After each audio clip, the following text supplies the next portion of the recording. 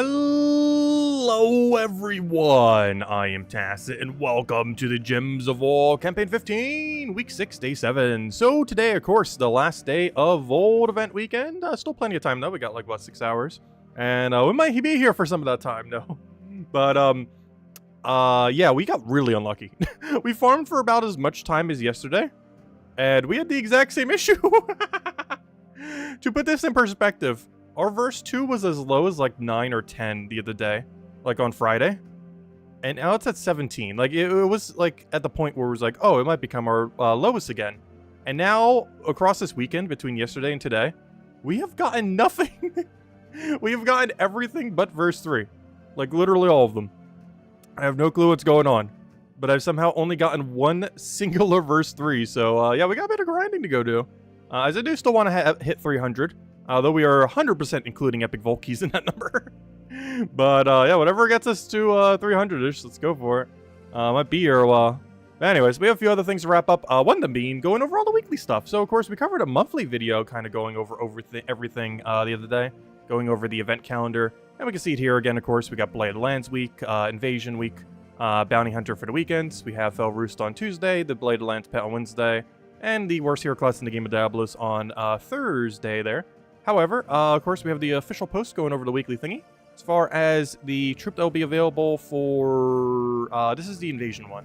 So, this one's available through Invasion. It deals some damage to an enemy, and if they are a tower, it deals 3 times to 5 times damage, based on Ascension, of course. And it creates 8 red gems. So, 8 red gems, pretty good. While not a particularly high chance of extra turning, there is a chance, and that's all you need. Getting a nice chance in there. Just to be able to go and extra turn, get all your mana back, all that good stuff. Pretty nice overall. Aside from that, so it's going to be a little bit more spammable compared to most. It's not auto extra turn, but you know, gets his mana back, gets extra turn potential. And you just keep spamming that with 5 times damage into both Skull and in your ability. This should be pretty good for Invasion because you could probably put 2 of them up front, and then with 2 of them being cast, almost one of them is guaranteed extra turn. So you can basically get a triple kill and just hit a Skull. So this will actually be among one of the better Invasion troops we've ever had, oddly enough. So pretty nice. Aside from that, though, of course, will never be used again after today, or tomorrow, I mean, next week. But, you know, it would be good for the event itself. As far as the Glory Troop available, we have ourselves a new Empower, because why balance them? No.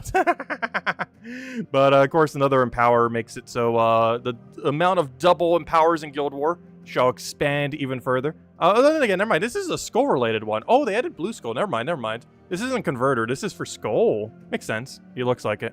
That's interesting. Gain 1 soul for each gem converted as well. So he's actually a soul accumulator that has blue to skull. So this is actually the 4th one. We have green to skull again for some reason, yellow to skull, and now blue to skull. Unless I'm missing one, right? Because for whatever reason, I believe they doubled up on one, which makes like no sense. I think it was green, right? Convert skulls to green gems, I want to say. Convert gems to... that's not going to make them. Let me just go to Empower. But yeah, wasn't it green that was doubled up? Because I believe this one, yeah, green. Because we have Apophysis for it, but we also have the other one. I don't remember which one it is, but the other one. The other one's actually better than it too. Fist of Zorn. Where's the other one that's like Fist of Zorn? Because I believe it was that one. Somewhere's in all this mess. Yeah, there it is. Trucknala. So we currently have green, yellow, and now blue as of tomorrow. So we have 2 greens, this one being the superior one, and also the most recent one of them. Yellow being, what's her name? Fist of Zorn. The second green being Apophysis, which is basically irrelevant due to the other green, because it's just weaker than it. Plus these 2 are from the same kingdom anyways, if you're running all in. And then we're going to be getting a new one tomorrow, which is the guy we just read, this guy, the Infernal Voyager. So we have 4 of them in the game, realistically 3 because the other one's irrelevant. So, interesting. We can almost build a full team of them. Technically, we can. You can run 3 of them now for different colors while having, like, Web Spinner in first slot or something similar. So, it'll be interesting to see how that pans out, as that team has become a lot stronger now. More so under player control. I'm pretty sure AI control will use that pretty horribly. But under player control, that has a lot of potential. Also, if I'm not mistaken, this should be the one that becomes shiny next week. Or will it be the Invasion one? I'm actually not sure. I sure hope this one would be the shiny. Actually, never mind. We already know, and it's not. No! Oh, that means the other one's going to get 1 red gem spawn. We can actually see right now because the little pack thingy. Oh, that's unfortunate. They're going to make the, yeah, they made the Maiden shiny. Oh, that's unfortunate. It would have been way better if they made the Empower guy shiny. Although I'm not sure exactly what you would do for it, other than give it like a bigger soul boost ratio or something. But yeah, they probably just made the other one shiny and gave it like 1 extra gem spawn. We can actually see that on Terran's Road right here. Pretty sure that's exactly what they did. Yep, it creates 9 gems instead of 8. Oh, that's unfortunate. Like, that's not bad, but you're not going to go out of your way to do that. That's not worth it. It's already good enough. But yeah, that's a little bit of a waste. This would have been way better as just shiny. But oh well. Because the troop that we have for that mode is, you know, you're going to use it once and then never again. This thing, you'll use it a lot into the future. Unless we get like a better Empower Blue. Like, this thing is good for invasion, but you're never going to use it beyond that. Whereas this, you know, you'll be using it for a ton of things in the future. Anyways, we're also getting a new weapon. The Gatekeeper explodes a bunch of red gems, grants random status effects to all daemons, and then summons a random daemon. There's actually a lot of things in the game that can summon daemon, so funny enough that we're finally getting the explodey weapon, as there's already 1.5 billion other ways to already do that. Though this will, oddly enough, despite all the ways to already summon a daemon, this is probably going to be one of the more viable ways to do it, even though there's already so many ways. And of course, they're reworking the trial, as they have been pretty much every single week so far. Anyways, aside from that, I believe that's everything. I don't think Terran's World had anything extra. It's a pretty tame week for the most part. Most everything happened next week's on Monday. Good week to go open all of our Volkies from this weekend, though. Oh yeah, I did see this earlier. I'm not sure what's up with this. Terran's World said there's a Legends Reborn, but I didn't mention that in the monthly recap thingy. Mostly because nowhere else says there's going to be a Legends Reborn.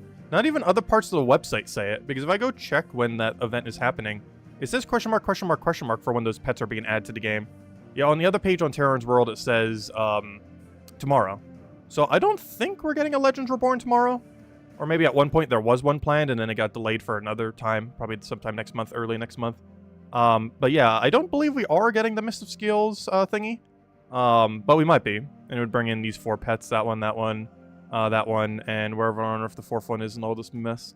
And that one. Well, that one actually looks kind of cool. But, yeah, that likely is not happening next week. But there's a small chance it is.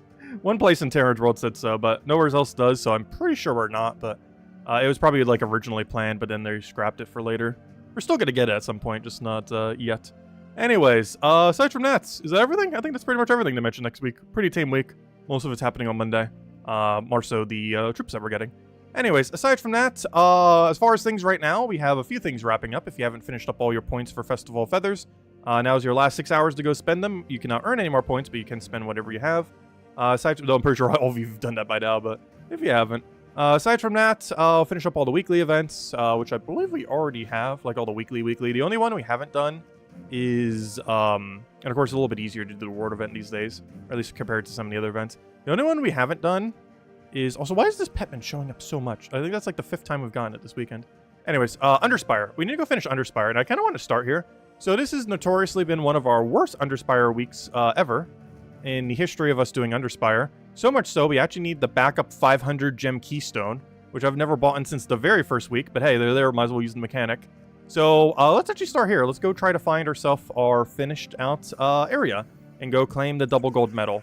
At this rate, we're going to spend 1,050 or 1,200 total. This is a lot more than we normally spend, but honestly, it is still worth it for a double gold medal, so we are doing it, as it's better than not having enough to make it all the way. Anyways, hello everyone! Hope all you guys have been doing well. Hello Henry, hello Ricardo, hello Frank, hello Bill, hello Imperial, hello Logic Slayer, hello Jason, hello Dronian, hello Cookie, hello Sushi Ninja, hello Mr. Z, hello Kikolier, hello Isabel, hello Ricardo, hello Lester, hello Tyrion, hello Nightmare, hello Yeah, hello Cookie, hello any good pets from Mrs. Scales? I'm not sure if we're getting any good ones. I don't even think we can see which ones they're associated to yet, can we? I wasn't even paying attention. Let me go double check. Is there even anything that could be good? I guess Marilith? But Marilith, I don't know. Marilith would actually gain pretty big benefit. Yeah, if Marilith got one, it would be good. Let me go double check. Do we actually know what they're associated to, or does it say question mark? No, it doesn't say what they're associated to. I don't know. Do any of these look like they go to Marilith? Because Marilith would be the most beneficial epic to gain a benefit from it. So hopefully she would be the one. Because that would basically be like the Bork one. Because she uses magic in the same way that Bork does, of course.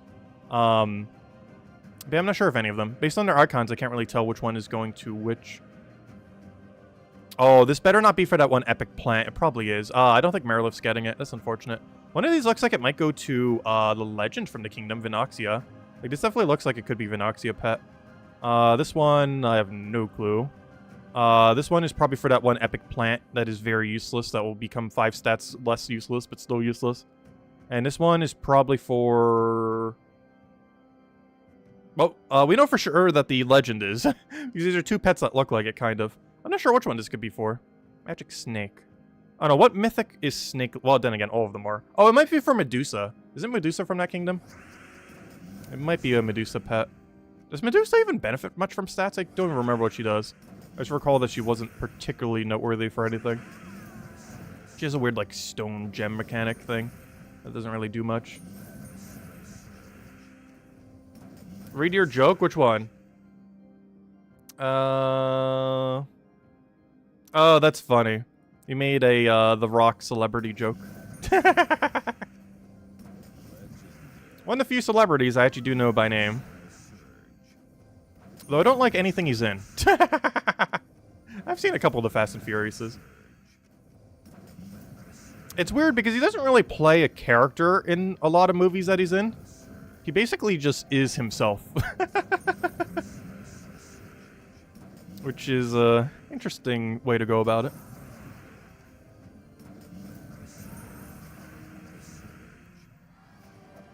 I guess he does play other characters, but you know what I mean. Like, he always is, like, the same person in every movie ever. Like, personality-wise and everything. Let's see. I'll take that one over.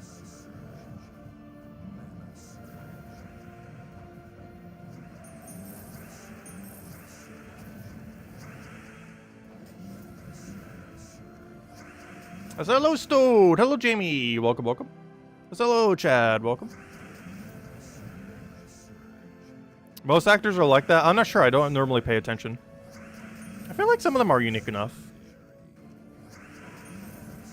that they generally play like something slightly different. Like, they all have a personality that, you know, they tend to do more often than not. But, you know, they still do other things. Like, any movie The Rock is ever in, you know exactly what he's doing. Like, there's no guess as to exactly what that character is. Whereas quite a few other actors, it's like, oh, if they're playing this character or that character, you know, there's at least a distinct difference. The Rock's like the same in everything he has ever done. Ever. Well, that's kind of his like, whole gimmick, I guess.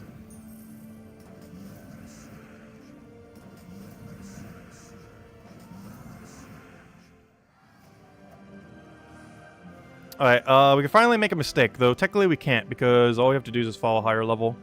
And that means this way. Let's see how badly we can scout out this floor. So far, this has been our worst Underspire in the history of us doing Underspire. This has also been our worst Vault Weekend in the history that we've done Vault Weekend. Actually, that's not true. There is one really notorious Vault Weekend we did. Where, what were we hunting for? Was it Epic Vault Key? I can't remember if it was Epic Vault Key or something else. But we got so absurdly dry. I think we did like 30 plus hours, no Epic Vault Key.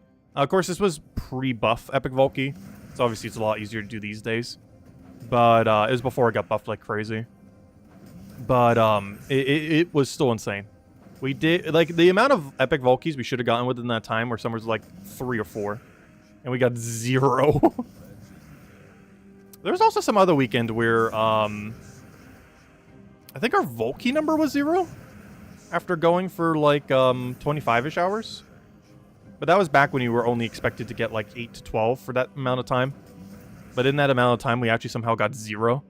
This weekend was similar to that.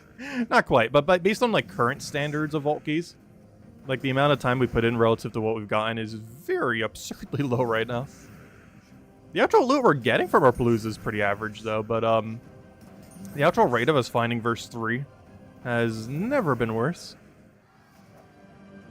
We've done better on verse 2s when we were still needing verse 2s than how we did on verse 3s this weekend. Welcome to the RNG world, I know, right? Let's see. RNG does do that sometimes. And while Vault events do have a pity system now, the pity system is only for getting some extra Vault keys. There is no pity system for verses themselves. The pity system only makes it so you don't go... Actually, I wouldn't be surprised if we're one of the reasons they're even added that.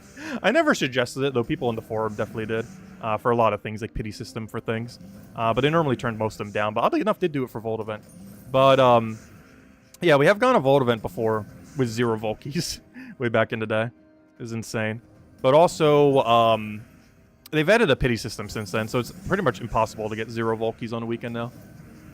But the pity system only applies to getting a few extra Vault keys. Does not apply to versus or anything else related to the event. It just makes it so every X number of gnomes gives you a Vault key, starting with 5, then 10, 15, so forth. So it gives you a lot initially and then a lot less later. But it ensures that you don't leave the weekend with, like, absolutely none. Which was a thing back in the day.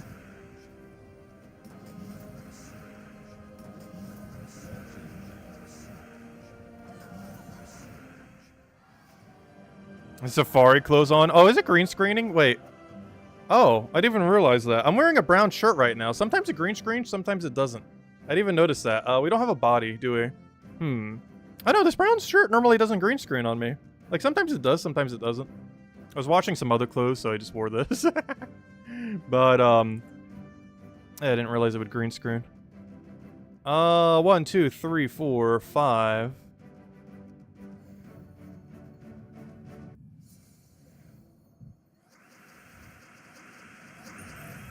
Alright, what do we need here? We'll take the yellow. Give him all the red. Doesn't really matter giving it to him. Not gonna do much with it.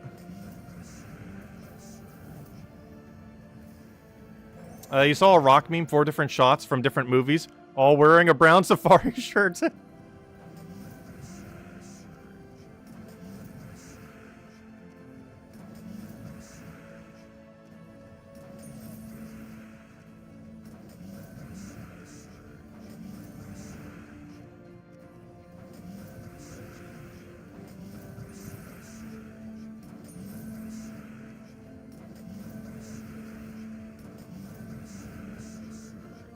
I am slightly tempted to put Catharix on our team, but honestly, I prefer the consistency.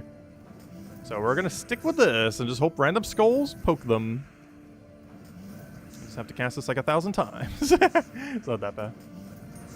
There we go, free extra poke. Actually, 2 extra pokes. Up, and another extra thing to kill. And he has dodge of 20%, which means he has a 100% chance to dodge every skull we try taking. So we're not gonna even try. Unless one randomly gives it to us, which it actually did right there. Hey, we landed. Nice. Read the other joke? Which one? I don't see your other joke. Reading through them.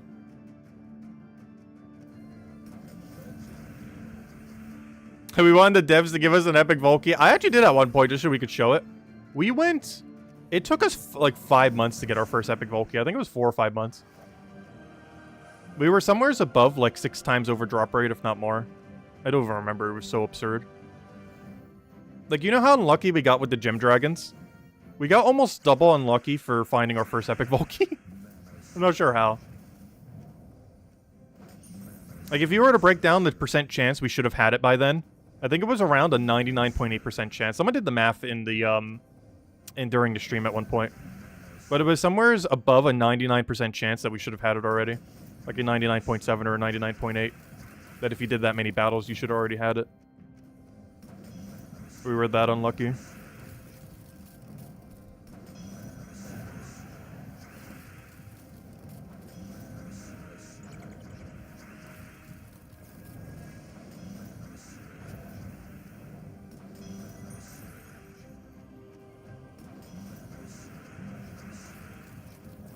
Also, freeze is not nice. I don't have any anti-freeze on this team. Which is not ideal when our only damage source is extra turn poking. Also, why am I not killing Frost Mage first? It's basically just better, why can I not remember her name? Queen, what's that one queen? She's so irrelevant these days, I actually forget her name. Queen Mab.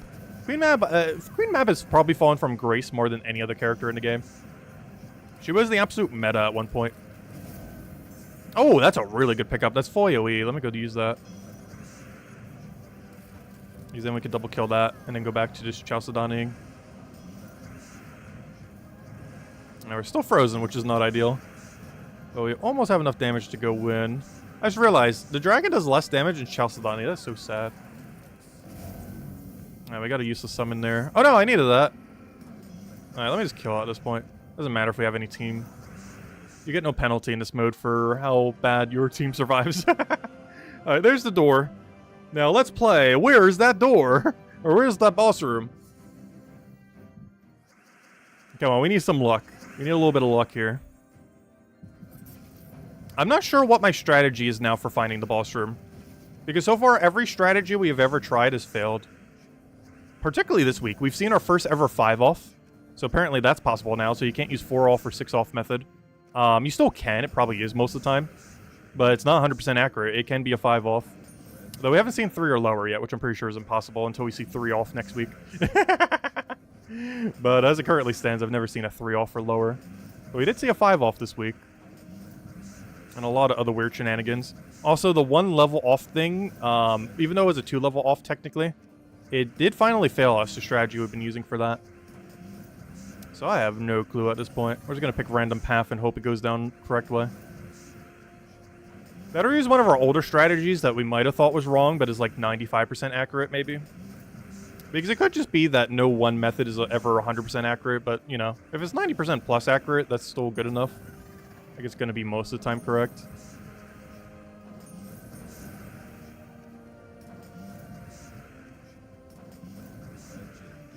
Alright, where do we want to go? Where do we want to go? So obviously, there's the final boss room. If I had to guess based on the paths we have, that is not it. That is definitely it.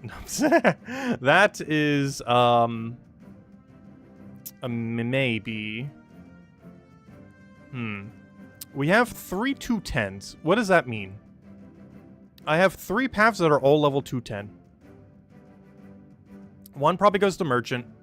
One probably goes to Door. And one of these is just a super dead end. Well, technically, quite literally. Oh no, I want this one. I'm going for it. I think this one might be to Merchant, but I want this one.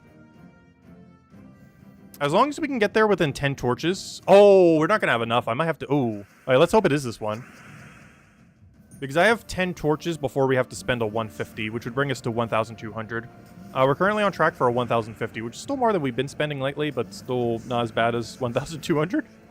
So we'll see how it goes. So if we have to go to 1,200, it's not too big a deal. But if we make too many mistakes, it will actually be impossible for me to get there. So let's hope we don't make too many. Though in all fairness, if we spend 600 gems, we can still get to the other thing. The weird thing is, though, I actually have to find the boss room.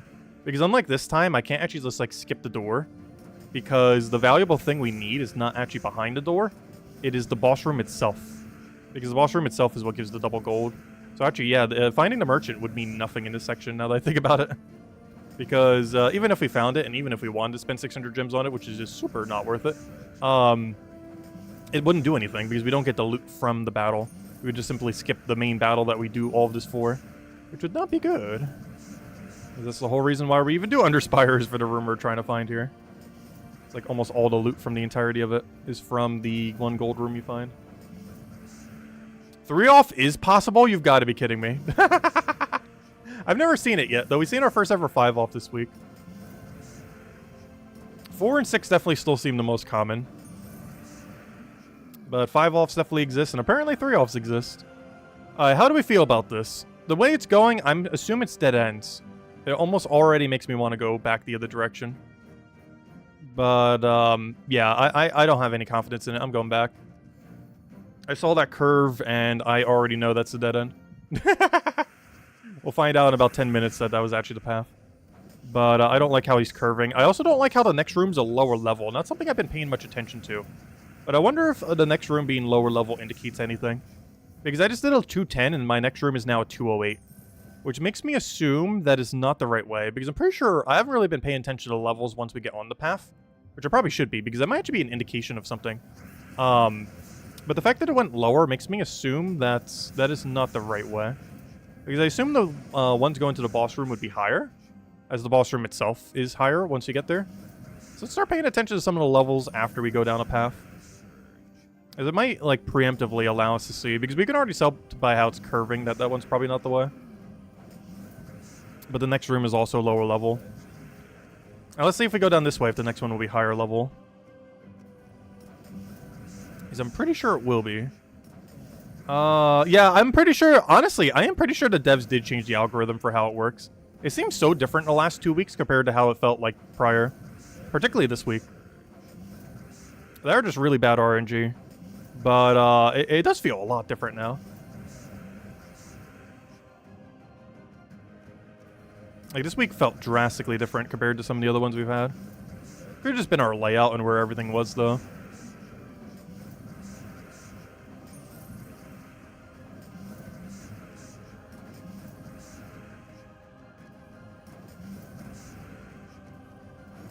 Oh, don't you do that. Don't you have a summon, too? Yes, he does. Let's make sure he doesn't do that. Did you farm versus for the stream today? Yes and no. Yes, I did for several hours. No, we only found one, and that one was actually within the last hour. Actually, I was just talking to Tyrion like about an hour ago, and when I was chatting with him, I still had not found a single one yet. Oh, this one also went down, but it has a double path, which gives me more confidence that one of these leads to the right way. Yeah, I was talking to Tyrion about an hour ago, and at that time, I had 0. And I was still farming them all day, throughout the day, and I had 0. But luckily, I got one like right before the stream, like about 30 minutes ago while I was eating dinner. But yeah, we got really unlucky on them this weekend. But we are still going to try to hit 300. Yeah, we might just keep going until we get it. We'll see. If we keep going super dry, we might not, but we'll see. We'll go to like, I don't know, we'll definitely go at least another 2 hours and see where we are. Hopefully that'll be enough to get all the way there, but we'll find out. Realistically, if we're counting epic vault keys and pity and all that, towards our 300, I should only need 4 Paloozas more, like 4 or 5. We already have 1, so we need to find like 3 or 4 more, which based on our current rate this weekend will take about 5 hours, if not more, no, of like consecutive playing without any interruptions. Otherwise, yeah, we'll see where we are. Who knows, maybe we'll get lucky and get like 4 in an hour somehow. I don't know, I just need them to land on 3. It's not that I'm not getting verses, I'm just not getting verse 3. Like, I've been getting plenty of verses, they're just not the right one. Which doesn't really do us much good. Alright, there we go. So one of these paths should be the way. Okay, 207, 208. Okay, I'm gonna use our one-off thingy. So we had a 2-off earlier that didn't work. But so far, we do know from one-off theory, if it still works, that 208 is the way and 207 is not. If this isn't, then everything is a lie. But this still technically hasn't failed us. When it has been exactly one off and both of them are single path and one is higher than the other, and they're both on single path, the single path that is higher level has always been correct for us. If one of them is a double path, then that one is incorrect, even if it's higher level. But if they are both a single path with one level off, 100% of the time, the one level higher has been correct. So let's see if it finally fails us, as this would truly be the moment that one off has failed us. The first moment where it would have. Because the other time where it failed us, it was technically 2 off, not 1 off. This would be a true 1 off fail if it does fail us here. Which hasn't actually happened yet. Though we did learn a new exception with like the double pathing thing. Well, when it's double single path, so far the one higher one has always been the correct one.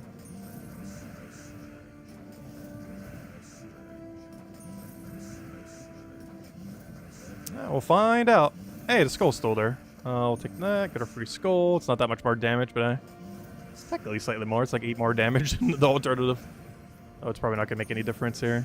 Yeah, it didn't make any difference. It still would have killed at the same time, even without the skull. There we go. Oh gosh, another double... Oh, you better not double dead end me. 1, 2, 3, 4, 5. This is either a double dead end or the boss room.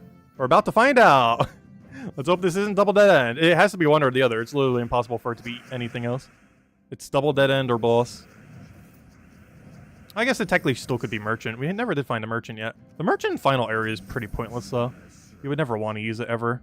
Like even in our desperation in like that 5th area, it was still kind of worthwhile too. But there's not a single instance you would ever use it in 6 area. Mostly because the loot on the very last boss room is not worth as much as the actual 6 battle itself. So you would never actually skip it. Whereas in quite a few of the other sections, the loot isn't as good. I don't know, about to find out. This will be the first time that one-off has finally failed us if this is not a boss room. And I almost think it might not be a boss room. This definitely seems like a double dead end. But just to test the theory, let's go down there. see what happens.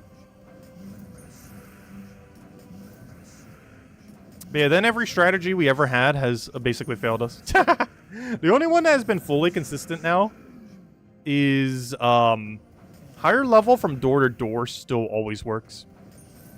But beyond that, every strategy we've ever used since then does not seem to be 100% consistent. It might be more probable or something, but it's definitely not 100%. Alright, let's see what we have here. No! Yeah, it's not 100%. One off failed us. But we did find a merchant. We did find something, just not the something we're looking for.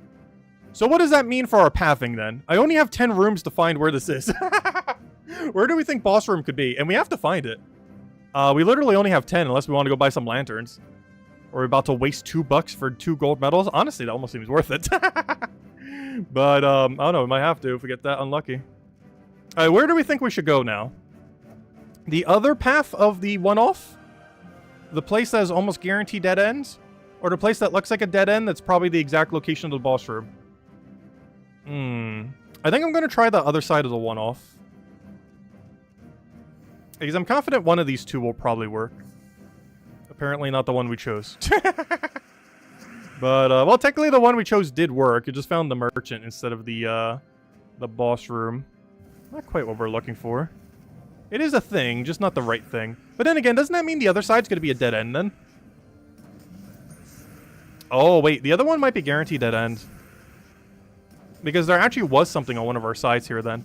I have no clue. Honestly, it's probably the path all the way in the bottom left that I skipped that I thought was, oh, this one's not going to be it. And it actually is. I hope this one dead ends, like, immediately, so I feel more confident going to bottom left. I kind of want to go to bottom left now. I'm pretty sure the one I think isn't it, is it? I have no clue these days. Because if we found something on one of these sides, I don't feel like there'd be something on the other side of the side. Because one thing I haven't thought about yet, that kind of just came to me now, is I don't think a merchant and a boss store is ever on the same pathing. In the sense that this is still on the same route off of the main route. And has anyone ever seen both of them off of the same route before? Like, not touching the primary route. Going into two directions that then lead you to both the things. Because this is currently where primary route is. Right here. And both of these are not touching it. And I don't think I've ever seen a section yet where it goes to two of the correct rooms on the same side. It has never happened a single time yet. Which makes me think this is not it.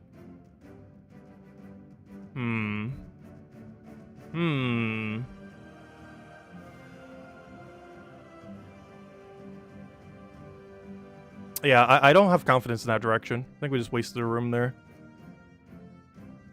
So we have two more other paths. I don't know, this one might honestly be it. I almost want to peek at it just to see where it's going. I feel like it could be this one, though. I'm going to go this way.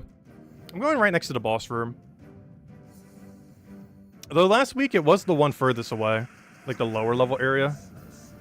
I'm going to try the one near the boss room. The only problem is we have to scout like 5 floors forward. If this is going to be a 6 off. Which means we only get one more try after this one. So we're really low on these. Come on, boss room. Come out wherever you are.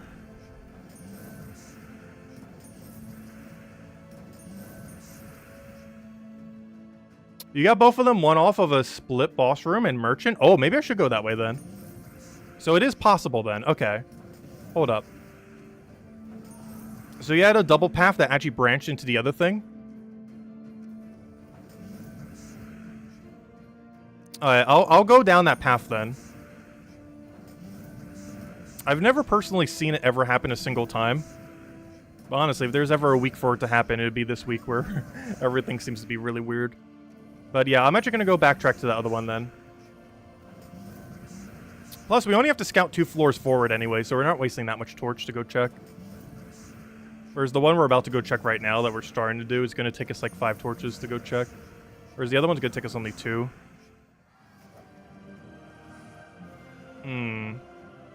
Honestly, that could still be it, but we'll come back to you. 1, 2, 3, 4. Okay, I only have to go 2 rooms forward to be able to see it. Also, if this is correct here, one other benefit of this one is if this actually is the correct corner, I don't have to spend another 150. So we'll go this way. And if it is, we'll be in a really good position then.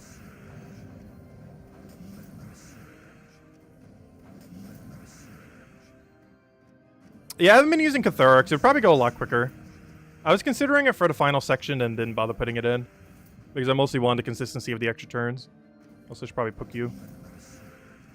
I say that as she actually didn't land an extra turn there. Come on, Chalcedony.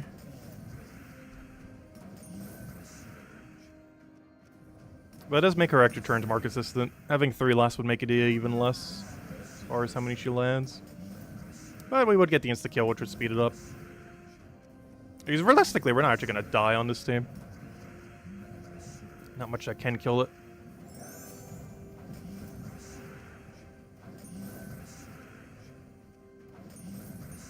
Feels weird not having a brown storm, though. Because I don't think you actually can with Geomancer, can you? Does it have Storm Tree? Because the Storm Tree is the one it comes off of.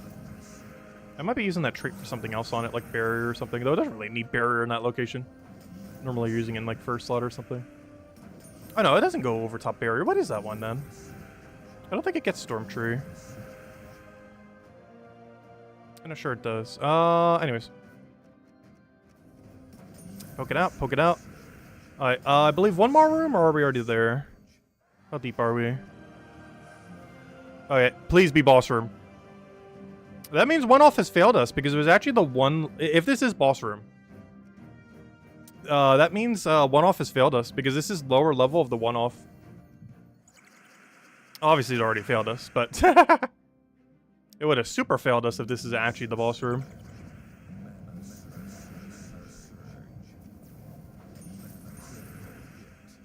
And not just a general dead end.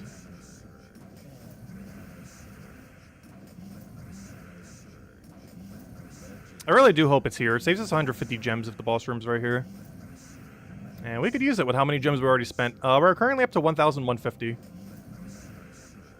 If we buy 5 more torches, that'll be 1,200. But the problem with that is, that's the last torches we could buy. So we're going to be cutting it really close.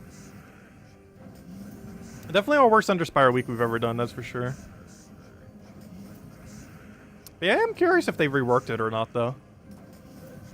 You would have thought there would be, like, a patch thingy, or, you know, like, something mentioned on the forum. It could just be a coincidence that we just did this bad.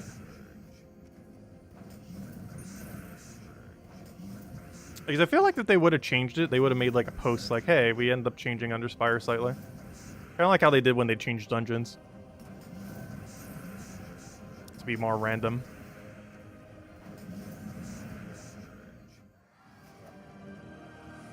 There we go. Yeah, it was the opposite of the one-off. Okay, well, that's good at least. And that's everything we need. Because I lantern this and we torch the other one. As long as we don't miss any of these battles, we have won. Nice. Okay, let me go grab my lantern. Biggest fail would be to use a torch on it at this point. We've made many fails during this. That will not be one of them, hopefully. I just gotta remember to click the lantern and not the torch here. Alright, this is section 6, section 6. Okay, click on lantern, not the torch. Don't click on the torch. Yep, lantern, lantern, looks good. Alright, let's go lantern this fight. Very slowly. But I want to make sure we don't lose. Same as on the final fight. Slow and steady wins the race. So we shall Chalcedony them down. No Catherics for us. We use them on like every other week. We'll give them a break this time.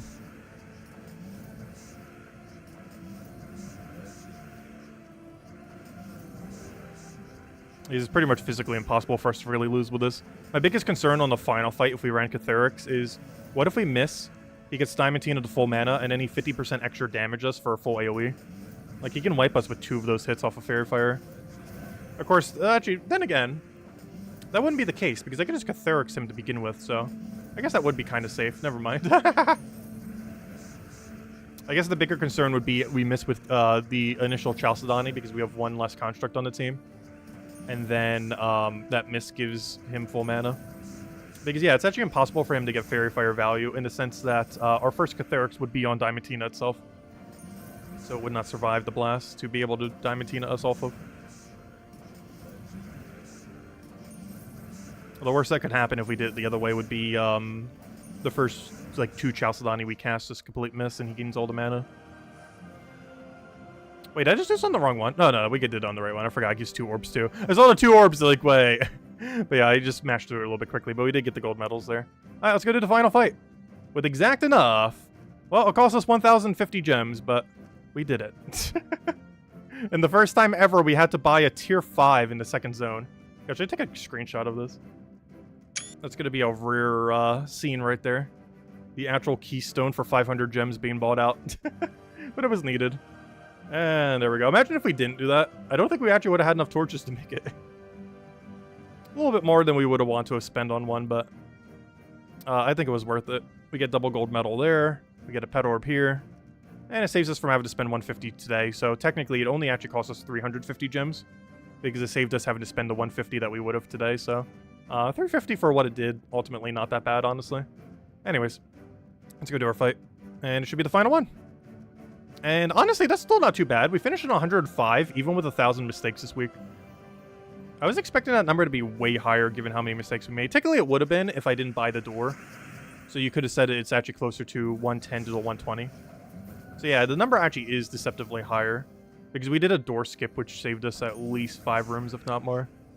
Potentially more if we kept missing where the boss room was. Oh wait, why am I hitting him first? I see he has full mana, but the actual target should be Diamantina for sure. Because if he gets all that brown, we are in for a lot of damage. What even is that first troop? Oh, it doesn't even do anything relevant. Oh, it does double brown, though. He's going to gain, like, infinite mana into brown if we miss. It's a lot of brown. Luckily, this thing shouldn't really miss. Go for it again, and that's match. As soon as we kill this, it's over. Though, just to make sure, we will go kill Leshy next, I guess. Actually, I'll kill your mana accumulator. Why not? We'll just take it in order at this point. And now we'll kill Leshy, and now we'll kill the little Siren, which doesn't really do much. It gets a little empower at the start, but beyond that, can't really do anything. And that's match. Underspire has been completed. Now let's go finish out the Vault event. However long that's going to take, because we're going to be here a while tonight finishing out Vault event. Also, we'll end out the first code once we finish out this. We'll have 3 codes tonight again. 1 cat, 1 dog, 1 normal code. Well, I guess we'll hand out a cat after this. Have the dog in a little bit. And then the other code will just be randomly whenever we're somewhat close to 300. There we go, a little bit of Dragonite, the orb. And that is Underspire completed in 105, kind of. Depending on how you consider the door skip to count towards rooms. That saved us like 5-ish or so, if not 10-ish. But yeah, there's like a 110, 120-ish week or so. Technically it says 105. Which is not horrifically bad, but way more than I would want to be doing these days. Anyways, now, next order of business. Let me go clear out Adventure Board so we have literally no dailies left. I guess technically Diamond Dungeon Day as well. And then after that, we are not stopping Vault Event until our total number is 300. However long that's going to take, which might be a while because I do not have Paloozas right now. We are so under Palooza'd at the moment. But counting Pity, counting our Palooza, let's say we get about 20 from the Palooza. That'll bring Pity to 30, 50 more than what we have. We're technically at, within the next half an hour, we're already sitting at like 210. The problem is finding that other 90, which is like 4 more Paloozas being found or so. So, yeah, we need to go find them. Let's go to dungeon, then we'll clear out the other thing. Come on, top 3, top 3, top 3. Oh, time to play Guess That Door. All right, I'm not going to make a poll for it, but everyone in chat, 4, 5, or 6, which one? Whichever one has 3 votes first, we'll go for. 4, 5, or 6, go, go, go. And I'll let them come in while we go do dungeon real quick, or, daily adventure board. Which we only have one thing to go claim, the free gems. Not a lot of gems, but, you know, 25 adds up. Yeah, 105 as well. Nice. Yeah, honestly, even 105, it's not horrible. Like, it's definitely not as low as a number as I would want to have. But it's still way lower than I was expecting. Like, I was expecting, like, 140 or 150 to finish out an average Underspire when it first came out. Whereas lately, it's been taking us, like, 90-ish, give or take a little. Like, 80-ish, 90-ish. Thank you! We found him! Look at that. Wow. Randomly on daily, we found a verse 3. Okay, maybe that one kingdom just doesn't want to give me any. I'm pretty sure that's just pure coincidence. But maybe Wild Plains truly doesn't have verse 3 in it. Because the second we do a battle that isn't in Wild Plains, we literally just get a verse 3. Like, instantly. Interesting. Well, we definitely got to go use it. All right, what number got the highest? We got a 5, then a 6, then a 5, then a 6, then a 5. Looks like 5's got it. All right, we'll go click 5. No! How about 6? Hey, 6 was right. I should have went with 6s. Anyways, let's go Zolgoth build, I guess. Speaking of Catherics, honestly, I'm still not sure why I run him on this team. I'm actually not even a big fan of this exact composition. Like, I don't mind Zolgoth Catherics. I'm just not a big fan of this exact composition of it. Yeah, I still keep using it every day for the last few weeks. It's not bad. But playstyle-wise, I hate the mana accumulator dying so quick in first slot. Which he's already almost dead already. Hey, Catherics landed extra turn. That's a rare sighting. Alright, I'll kill that out. Completely misses, as would be expected. And then we Zolgoth him down. One down, 2 to go. Luckily, we're not really under any effect. I think we're under defective bleed, which is basically none. Plus 2 of them are immune to begin with. But yeah, I guess after this, we'll go run 2 Paloozas then.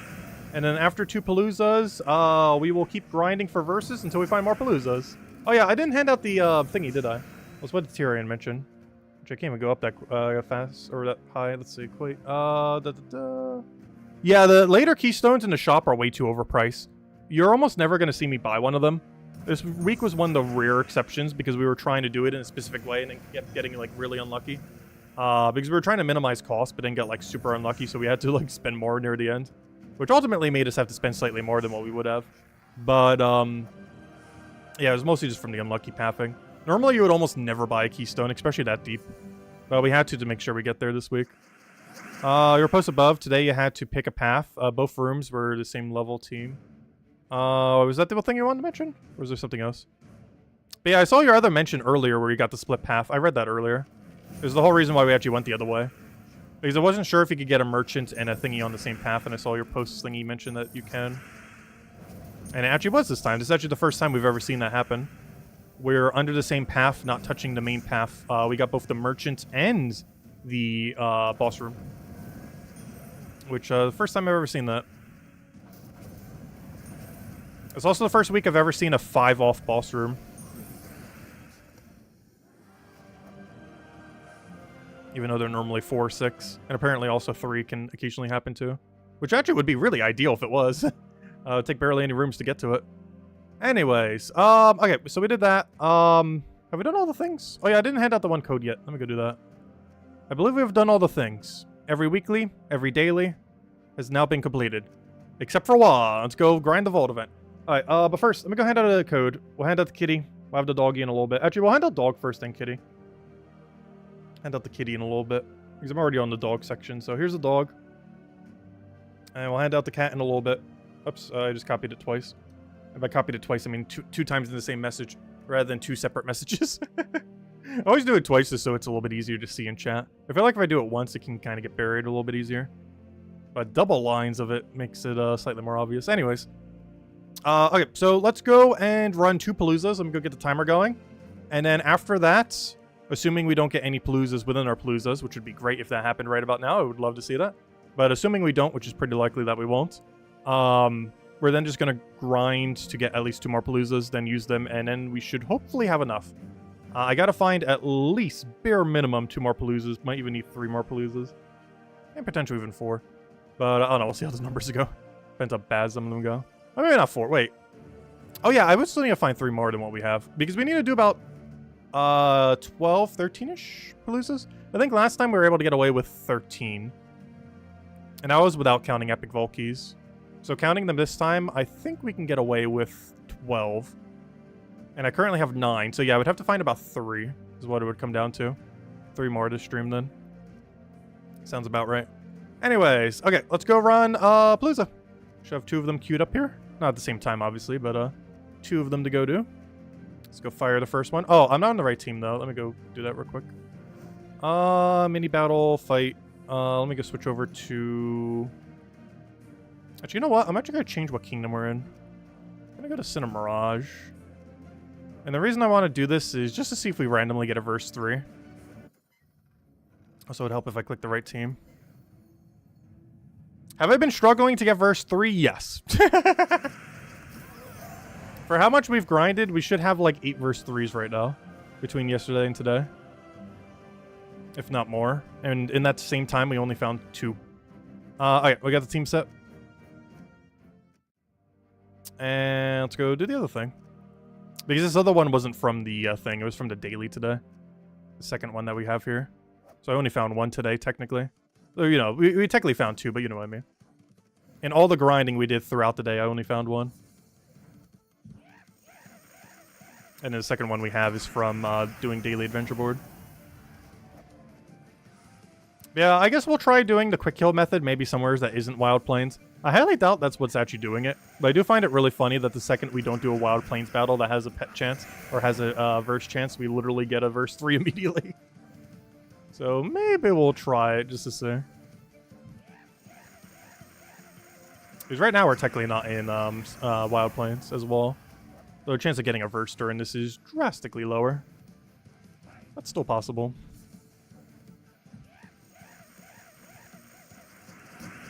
You went 300 Volkies, so bad. But your verse luck has been so bad. Yeah, mine has been really bad this weekend. It's actually probably been the worst we've ever had for luck on Vault weekend. Because normally we hit 300 pretty effortlessly a lot of times. But we've grinded just as much as we normally do, if not more, and we're not even close to 300 right now. Even after using these 2 Paloozas, we'll be at, what would that be, like 210-ish, give or take a little?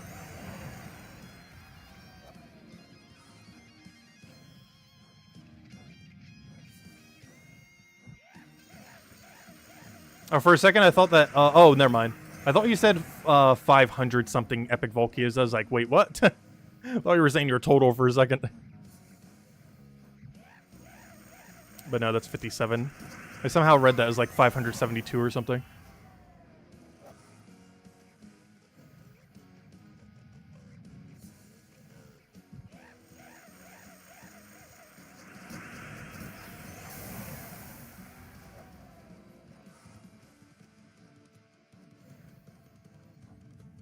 But overall, honestly, even with our worse luck than we normally get, I've been getting really good angel luck.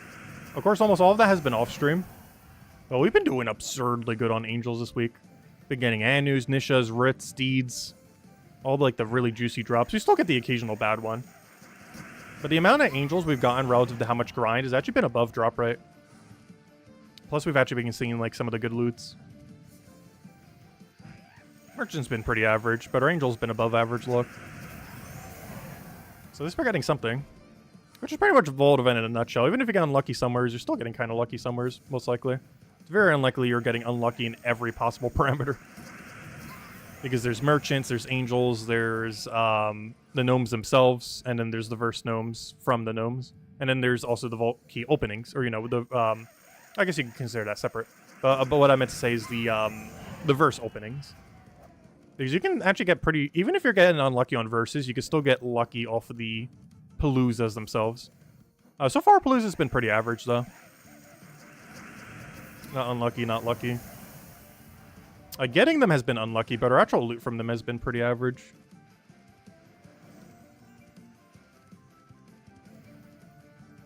Which is better than unlucky. Though I do have to say, our rate of final battles during this Palooza has been horrific. I think our average one has been 3 completely pointless gnomes with 1 other one. Like, almost all of them have been, like, double ingot into a jewel gnome into, like, 1 other gnome. Like, nearly half our Paloozas this weekend has ended in that way, which are some of the worst ones to see. Because ideally on the final fight, you want to have either a Cursed Gnome or Dragonite Gnome. And if not those, Glory Gnomes and Soul Gnomes. And the absolute worst to see are Jewel Gnomes and that one, mechanical one, the Ingot Gnome. Because they both drop basically nothing.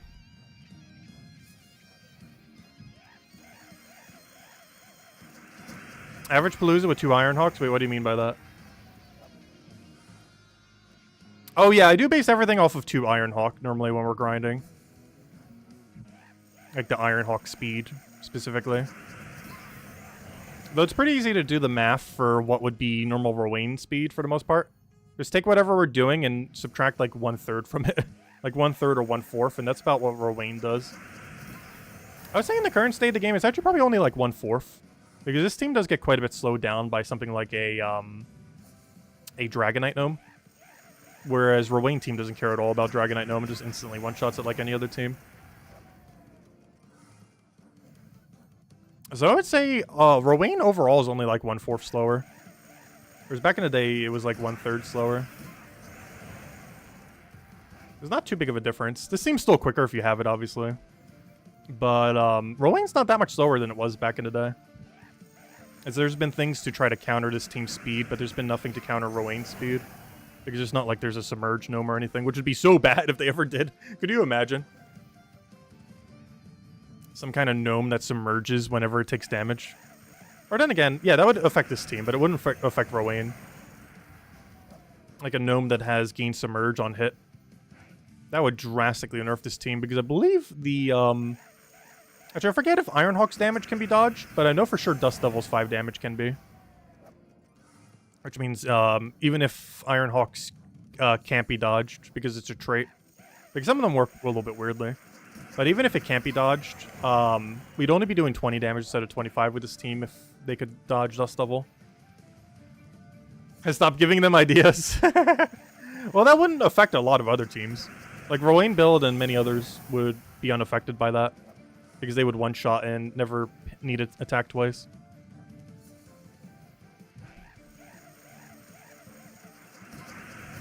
Whereas technically, this team does damage in like 5 different instances of damage. Because it's doing 2 separate Ironhawk 5 pokes 4 times. Well, you know, 2 sets of 2, 4 total hits. And 1 Dust Devil hit. Meaning that we're hitting every enemy 5 times. With 2 casts.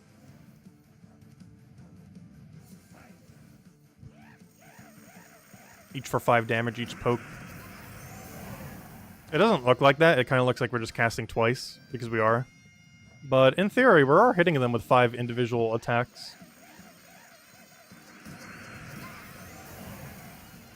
Theoretically, if those ogres had their traits, I don't think this team would actually even work on them. If they had, like, their durability gain trait when they take HP damage. Because you're technically hitting them with 5 instances of damage, but they don't have their traits on Explore 1. Plus, you're normally not exploring there anyways. Especially when you're doing a Palooza, obviously. Doesn't even matter because they're overwritten.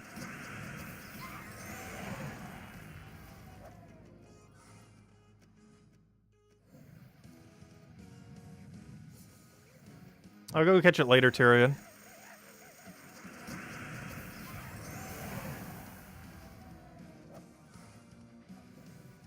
I'll go double check. Hello, Emanator! Welcome, welcome.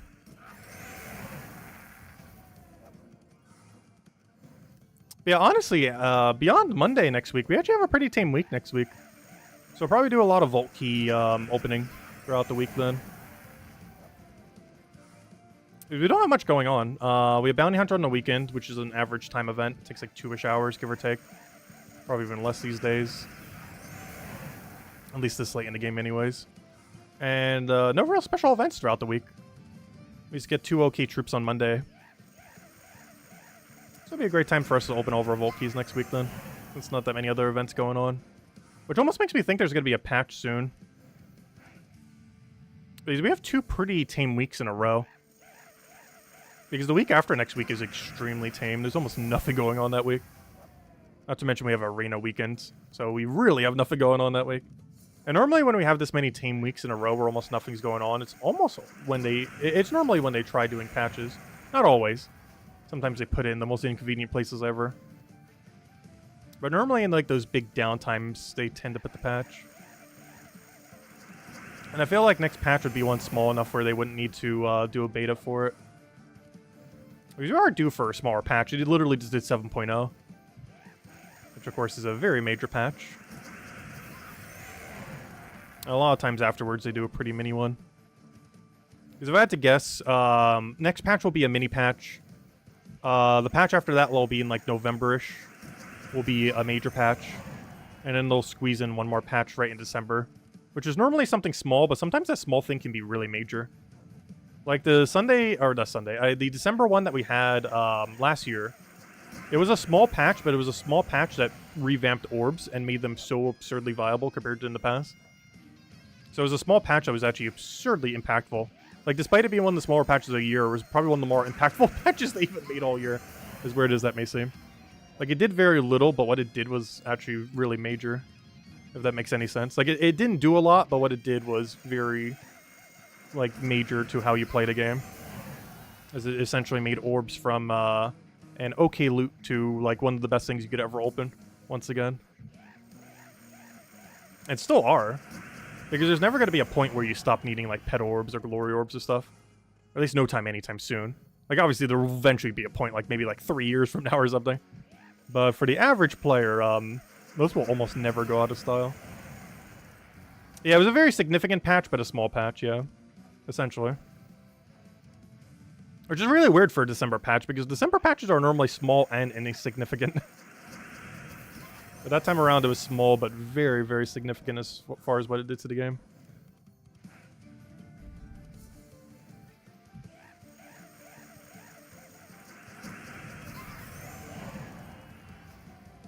Also, I believe 7.1 should also have the color rework. They're going to be changing how the visuals work again. Because I remember on the post saying that they're going to take feedback and change it in the next patch. And 7.1 is next patch. So if you don't currently like the visual style that's on this page right here when you're doing a battle, they will be changing that to some degree probably next patch. How so? I have no clue. I don't know. It's somewhat grown on me, but to a degree, I still hate it because I still find it really hard to see the numbers. Stylistically, I don't mind it. I just... my biggest thing is just the coloration behind it is, like, the most confusing thing. Because it's really hard to visually read the numbers. Like, aside from that, it's actually fine. Like, the layout and everything. I just need that one bar to be, like, a monotone color or something. So that you can actually see the numbers. You could still put colors to the side of it or something. Or some other way to indicate what color each troop is. Or even do how you did before, where, like, the top and bottom are the color. Oh, that might be a little bit harder for 3 and 6 color troops, though. It's probably one of the weirdest things with how they have to display it. Because they have to keep in mind, like, it's pretty easy to do with 1 and 2 color troops, but 3 and 6 kind of make it kind of awkward to make a visual style that can do all of them correctly. Because 1 or 2 are easy. 1's literally just solid color, 2 is not that bad. But 3 gets a little bit complicated if you're going to do it in, like, a different way. Because how would you distribute 3 evenly? And then 6, you could distribute evenly, but then, you know, it's 6 colors. It's going to look like a mess almost any way you do it. Oh, sorry, Isabel. I didn't see your chat. What did you mention? What was the daily bug in the room update? Oh, well, we sprayed the outside earlier today. Still need to spray the inside. Honestly, they haven't been as bad even before we sprayed. Like, up to the hurricane, they were kind of bad, but honestly, after the storm, I haven't really been seeing any bugs. Like, during the storm, they all came in. But then after that, they either all left or did something. I'm not sure. Because there hasn't really been many bugs lately. They have definitely went down. But yeah, it was really bad during the storm. Because they all crawled inside to get away from the wind and everything.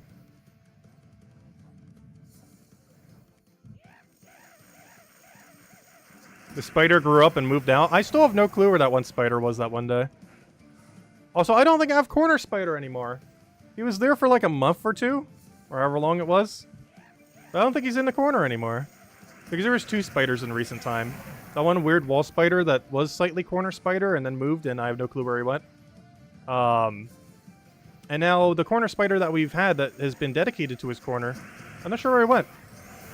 Because he didn't move to a different corner.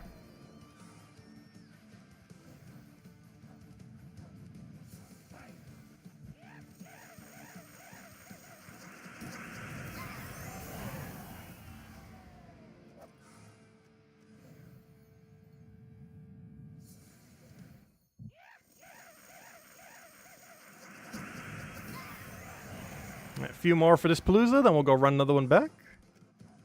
And then we gotta go farm for 1 billion versus 3s. More specifically, 3.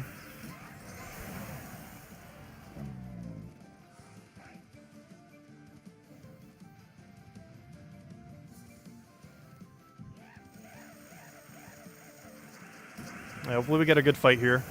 Come on, something with no Jewel Gnome and no Mech Gnome. Alright, that's okay. 2 glories and a normal. They get 1 of the bad ones, but honestly, that's not too bad overall. I'm happy with that. Double glory is still good.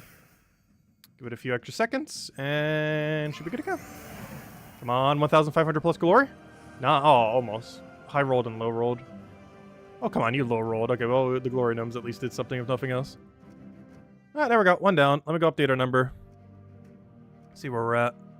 Alright, Volky time. Oh, come on! No! We didn't even hit 20! No! And that's counting all the other farming we did throughout the day. 2, if there was any in there. So that's 15. Oh, that was horrible. Oh, no. We didn't get as much from that Palooza. Now let's go run another one. It's definitely one of the lower vault events we've done in a while.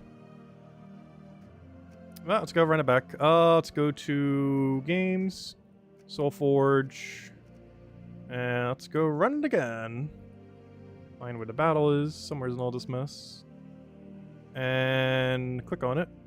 And we're good to go.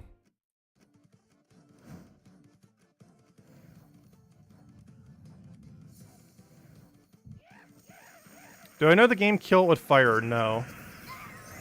Though based on that name, I can assume what the gameplay is like.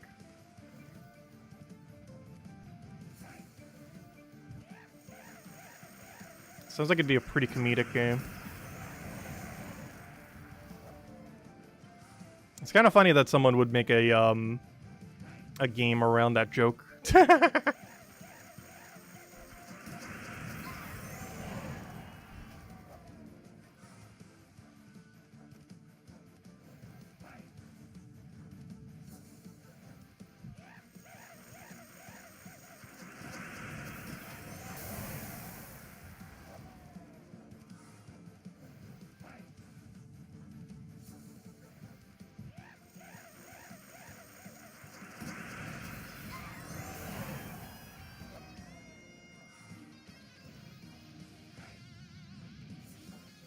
It's a game where you hunt spiders and then kill them with fire. With weapons. That's funny.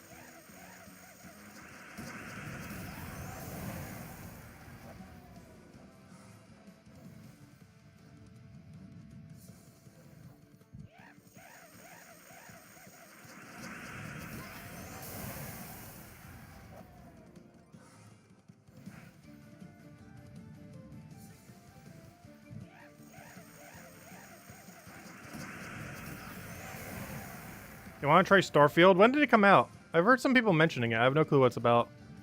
Haven't looked up anything with it. I haven't really bothered playing these space exploration games. Someone mentioned earlier it's like 100 gigabytes though. I'd have to clear so much memory. I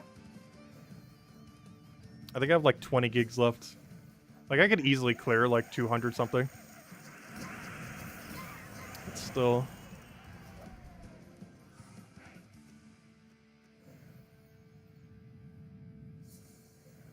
I'm not sure about that game I'll stream next. I know we're going to be doing the DLC 2 weekends from now for Scarlet and Violet. I'm not sure how much content will be in it. Might be able to finish in a day, a weekend, I'm not sure. It'll probably be something you can grind. I'm not sure if the thing that you can grind will be worthwhile, though. We'll find out. Storyline-wise, I'm pretty sure we could finish most content within 2 streams, though. Which is a plan, just finish it out in a weekend. As far as newer games, I haven't really been keeping track of too many. As I mentioned earlier, like, every game I wanted to play this year all came out in May for some reason. Like, literally all of them. The full release of, let's see, what was the full list? The full list is so long. And some of them I never even got around to and might not get around to. Let's see, Dokapon Kingdoms Remake came out, which I'm not sure if I ever even get around to it at this point. Though I hope they do a Fortune Street remake at some point. But there was that. There was Tears of the Kingdom. There was that one indie diving game, Dave the Diver, which is actually really good. We played it during beta, but it was the full 1.0 launch during that month. The Mega Man Collection came out. That we still need to go finish the last one at some point. Not quite yet, but at some point when you finish the last game. I've never actually played the last game in the series. It'll be the first time. What else came out that month? Pretty sure there's like one or two other things I'm forgetting. Oh yeah, Darkest Dungeon 2. So honestly, Darkest Dungeon 2 was a little bit disappointing. A lot of the issues that were in the beta, they didn't fix. In all fairness, some issues that were in the beta, they did fix. But a lot of them, they did not. Which wasn't ideal. I was actually kind of really looking forward to that game, and I feel like they didn't really do it justice. The biggest thing that keeps me from that game is just how long a run takes. Like, on average, 4 hours just to do a run is way too much. Especially compared to the first game where you could go in and out if you wanted to for like 5 or 10 minutes.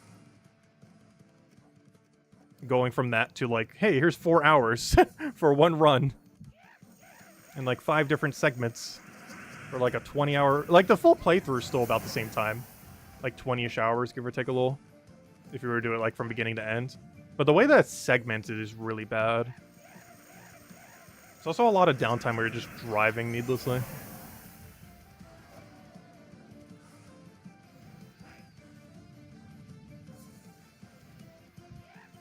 Starfield is like Skyrim in space. Interesting. I never played Skyrim. And in recent times, I pretty much haven't played any space game. And games that I might have played that were like slightly space related, like 10, 15 years ago, they were more strategy based. Why can I not remember? What's that one Blizzard one called? The second game in the series. I didn't like it much as Warcraft 3, especially the custom maps that existed. What was it called? Why can I not remember its name? StarCraft. StarCraft 2. Might have been the last space game I've ever played in recent time. Not counting like some really small indie ones. But as far as like AAA space games, I'm pretty sure StarCraft 2 is the last space game I've ever played. And that game I'm pretty sure came out in the mid-2000s or late 2000s, whatever that was. Pretty sure that's the most recent space game I've played. And it was a real-time strategy game.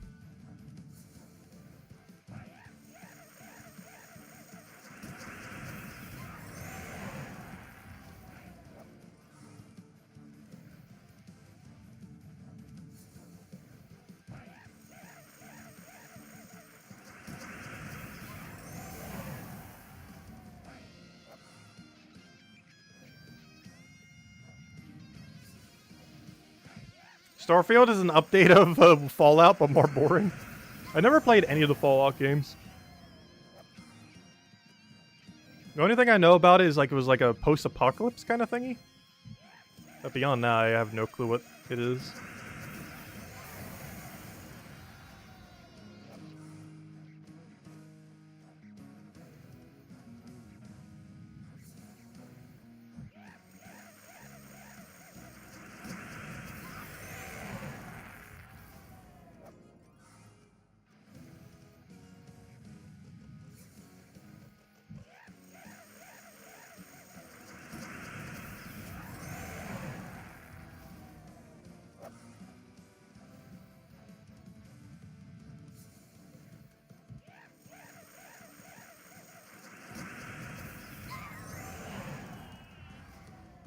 Yeah, a lot of companies been bought out by other companies.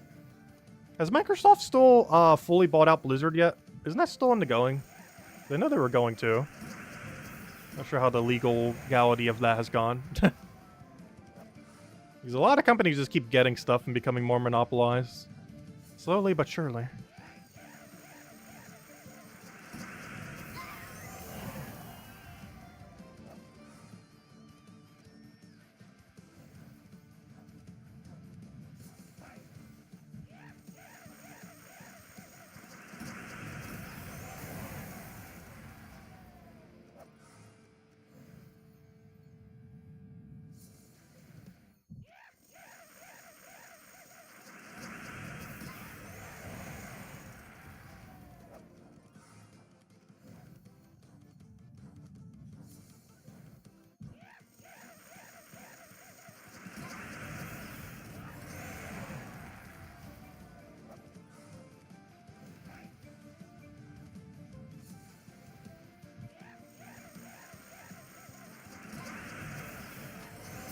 Welcome back, Nightmare. Ooh, you just had dinner and dessert. Nice. What do you have?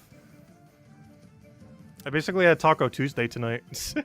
Except instead of tacos, I just did like all the ingredients of tacos and just dipped some chips in it. So it was more so like chips and dip for dinner. But you know, it was all the ingredients of tacos, but instead of actually putting them in the tacos, it was just dipping tortilla chips in it. Because I didn't have any taco shells or anything.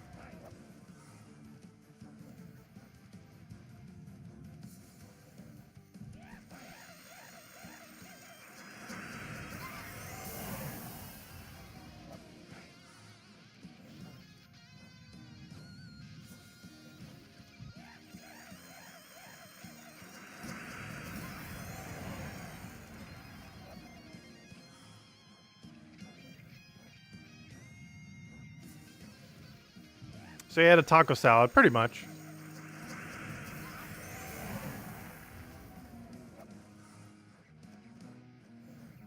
Actually, I guess that's exactly what it's called, isn't it? Oh no, I normally don't call it taco salad. I just call it like taco dip. Because you know me and dips. Because how would you consume a taco salad? Wouldn't you normally use like a fork or something? Because taco salad assumes you have more salad than everything else. Whereas taco dip would imply very small on the greens and then heavier on everything else. Because there was lettuce in it, but it wasn't enough lettuce that I would consider a salad. There's a lot more heavily just the meat, the cheese, the sour cream, everything else like that. Simply dipping the chips into it. Rather than something that was more salad based with everything else on top. Because I have done that before. But the ratio of salad to meat was way lower on salad and way higher on meat and everything else. Which is why I consider it more of a dip than a salad. But you can definitely make it more like a salad. Though this time definitely was not that time. You had some spinach and artichoke dip? Oh, that sounds so good. I want that. I'm such a sucker for artichoke dip. Like, anyone who has, says they don't like artichokes, I don't think I've ever had a good artichoke dip before. Because I have no clue how you can say no to those. They're so good. Like, I'm not even, like, a huge fan of artichokes, but artichoke dips, when they're really good, are amazing.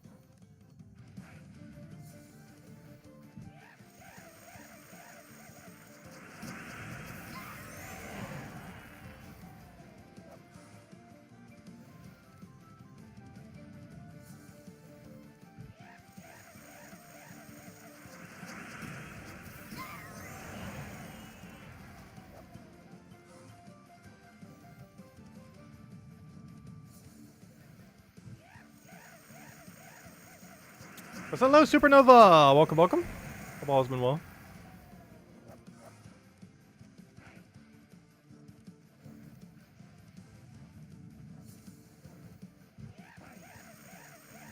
I don't know, I've never been a big fan of avocados. Like, I'll eat them if they're in something in moderation. But I would never go out of my way to, like, get an avocado and put it in a salad. But if there was, like, a salad, and, you know, I happen to have avocado in it, I wouldn't mind. Like, if it had tomatoes in it, that'd be a deal breaker. Because I absolutely despise tomatoes.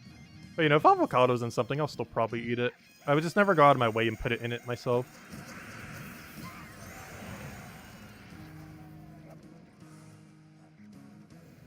And if I ever do have avocado in something, I only like a really small amount. Like, the ratio of avocado to everything else needs to be at least, like, 10 to 1.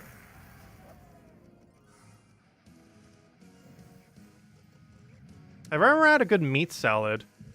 I've had salads before that were mostly meat. I wouldn't describe it as good, though. But I have had them before. They weren't bad.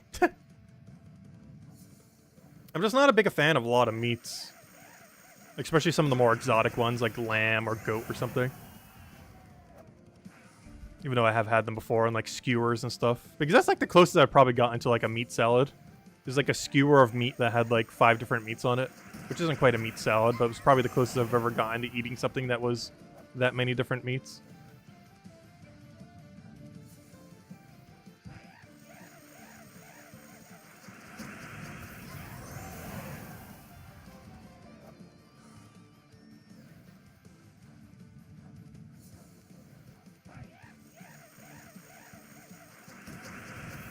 It's more so your affinity for sushi. I have not had sushi in a very long time. I have still not had sushi a single time since the pandemic. Like, going out for it. I think there might have been one time I got it from a store. Like, one of those slightly more decent ones from a store. Not like, you know, one of the horrible ones that are in, like a gas station place, but, you know, like an actual decent one. But I haven't actually eaten out for sushi since the pandemic. Like, 2019 was the last time I've had sushi. It has been, like, 4 years now. Almost 5. Like, it's been a solid 4 years since I've had any sushi. To, like, a substantial degree.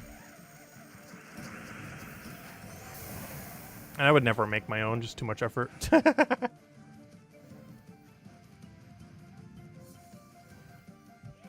Alright, it's an okay final fight. Once again, we got the useless guy, but the other 3 aren't too bad.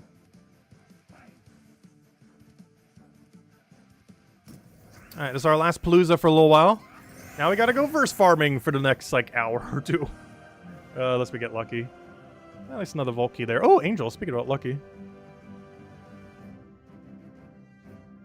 Oh yeah, what am I doing? I thought this was a merchant for a second. It was like, I don't want that. But then it's like, wait, Angel, that's free. Okay, let's claim the code. We've handed out the doggy. We'll hand out the kitty in a little bit. Let's see where our current tally is, and then try to justify what number of keys we're going for today. Let's see. Where number at? 179. Okay, this one was a bit better. That's fine. Oh, we did really good on epics too. That's 18. Alright, there we go. Alright, so, we are currently, let's say our pity number. What is our exact number right now? 31, which is 220, plus 18, 238. We'd have to find 3 verse 3s. Oddly enough. Okay, 3 verse 3s. Do we think we're gonna do that?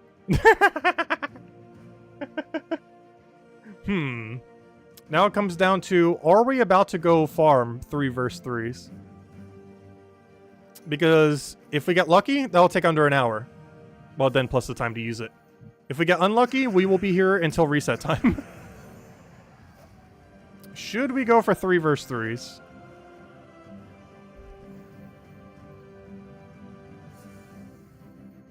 I don't know. Well, let's see. If we can get 1 verse 3 before the end of this hour, I will consider it.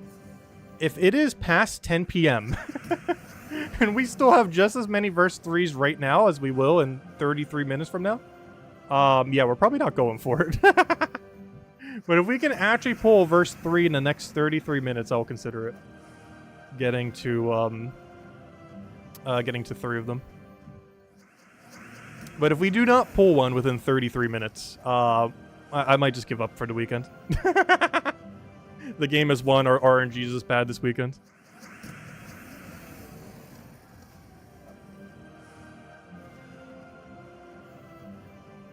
Get out of Wild Plains? What, is Wild Plains just that bad for verse 3 this week? I'll try it, but we're going to win slower if I go somewhere else. Because there's nowhere else you can one-shot this week. I'll go to Cinemirage. That's where we normally grind. I'll do it with double cast Ironhawk. Because I need the extra damage to be able to kill the construct. Because he has 20% stats this week. The problem is we do win slower every fight. So it's probably not worth it. Try Broken Spire. Doesn't Broken Spire have enough durability to survive 25 damage, though? Unless we want to switch to a Rowain build, but it's going to go quite a bit slower. Yeah, does anyone know if Fortress Gate dies to 25 damage? Because I feel like he wouldn't.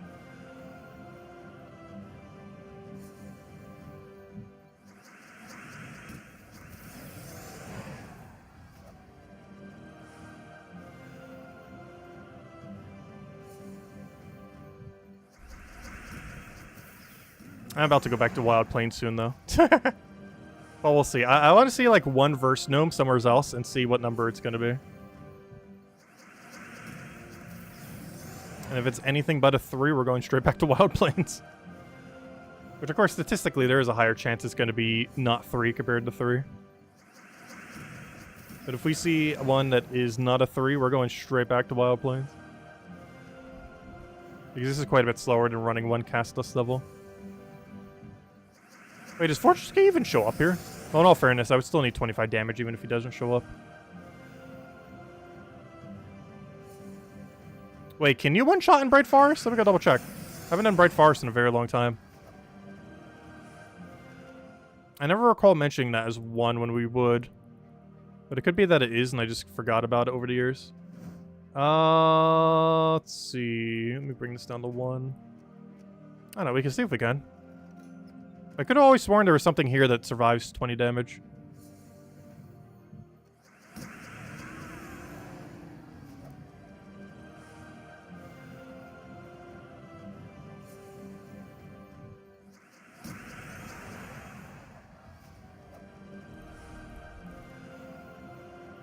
Oh, I have way too many verse 1. Just this weekend alone. Oh!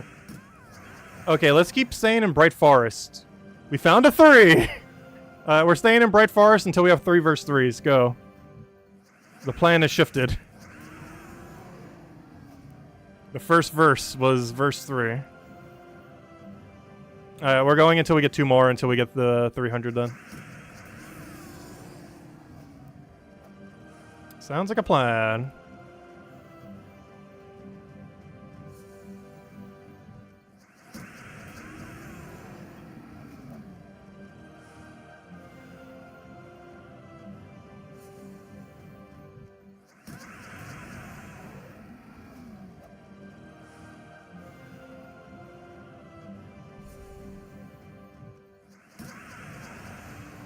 Still gonna need to go quite a while, though. Like, 2 verse 3s could still take an hour. We're gonna be here a while. How about this? Next verse 3, we hand out the kitty code. And then the final code we'll hand out while we're doing the Paloozas a little bit later. But first, I want to get all 3 of the Paloozas. And on next one, we'll hand out code. And sometime when we're running them, we'll hand out the other of the code.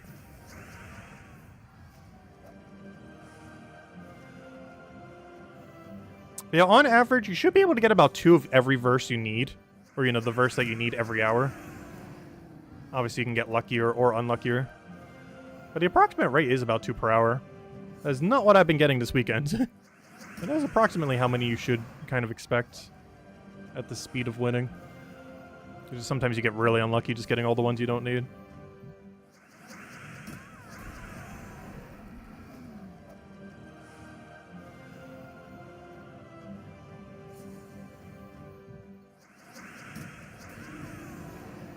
Yeah, I wonder if they ever will add a way to, like, swap through verses.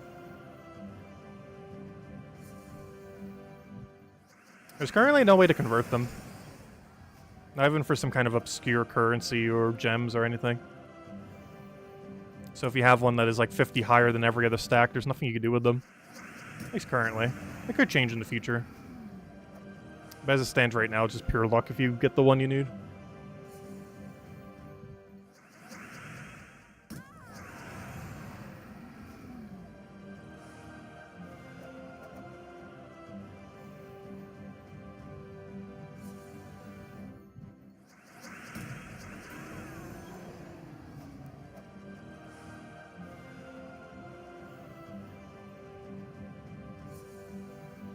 We've been doing auto Explore 12 the last couple hours. I feel like I never used the autoplay button. Because in a lot of battles where you can even use it, you can already win so quickly that just never really felt that worth it. Explore 12 is one of those few locations that is kind of worth it. Because normally it's like 30-ish seconds for a fight. While the AI takes like a minute or 2, you know. It's like one of the longer fights that you can actually use the autoplay for. I personally don't use it that often. Like, ever. Though, I would use it a ton if they ever made it capable of using it in Treasure Hunt. I would use it so much if you could auto a Treasure Hunt. Because Treasure Hunts take anywhere from, like... assuming you're not doing Rush Method. A Treasure Hunt can take, like, upwards of 5 minutes. With Rush Method, you can get it down to a minute. But not doing Rush Method, your average map can easily go 5, 10, even 15 plus minutes. So having the AI do it would be amazing. But unfortunately, it's one of the few locations it does not work. Though if it ever did, I feel like I would actually use all my treasure maps within the next, like, 2 years. It would take a while. But I would actually use that feature if they ever added it. Autoplay for treasure hunt. What is going on? No! So it isn't really a thing that different kingdoms have, like, waited, wait for them. Because I'm starting to think so, with how bad we did in Wild Plains this week, compared to getting back-to-back verse 3. Is there just, like, a waiting to every kingdom? I want to assume it's just pure coincidence, but, the data shows Wild Plain has no verse 3, and Blighted Lands has all the verse 3. Literally nothing but verse 3.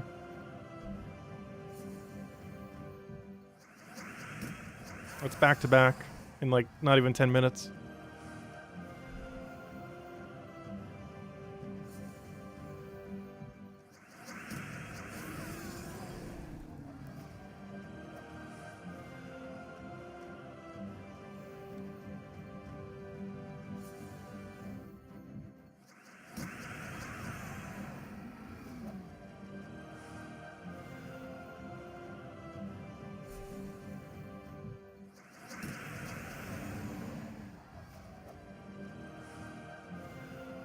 Oh, also, I said I would hand out a code when I got the next one. We're gonna hand out a code. I just realized that as I'm, like, drinking this tea. It's like, wait. I need to go hand out another code.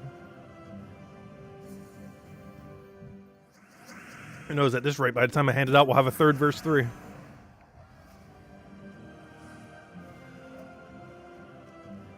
Alright, let me go grab it.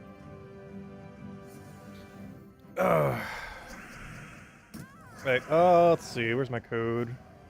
Alright, so that was the doll code. I need to give out a kitty. Also, we still have several left if you guys still need them, by the way.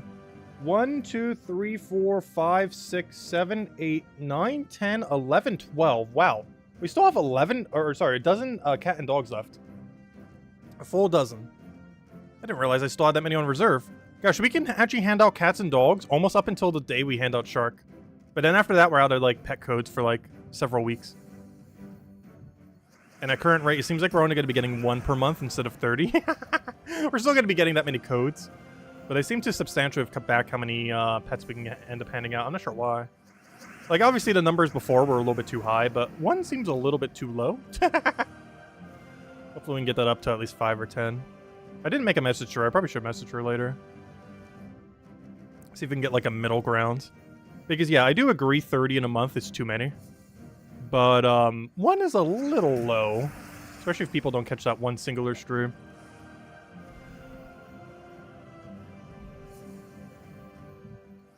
But currently it's planned to be on the 19th, which is Shark Day. And then we get the in-game one on the 20th. Well, in the stream on the 19th of the night of the 19th, we'll be handing it out. Because that's Talk Like a Pirate Day. And that's what the pet is for.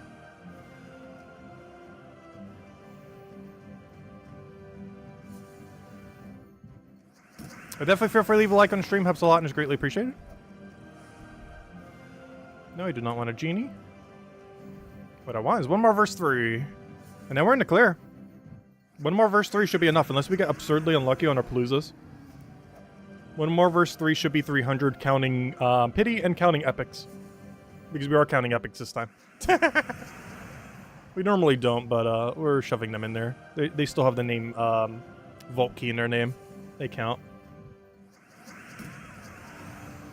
Yeah, Shark Day is also Tyrian's birthday.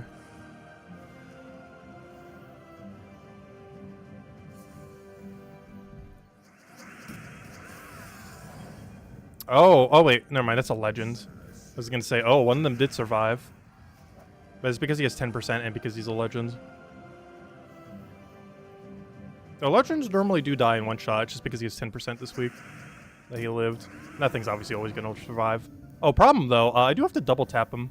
Oh, now if we get a skull though, there we go, perfect. I can't wait for us to do a pirate voice. I don't feel like I do pirate voice justice. Also, you know what I still keep getting ads for constantly? I'm not sure why. But Netflix's One Piece Remedition. that they have, or whatever they're doing with it. I have no clue, but I've been seeing 1.5 billion ads for it, and I have no clue why. I guess because it's Talk Like a Pirate Day soon. It's like, we gotta get it out for that. I assume they butchered it like they did with Death Note and anything else they've done. I would not be surprised.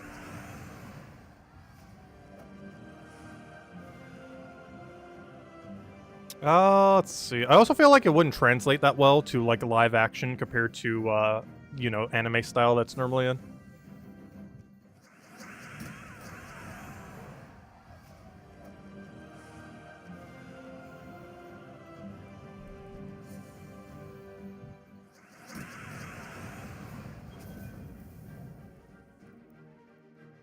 Azala said I do a good pirate voice.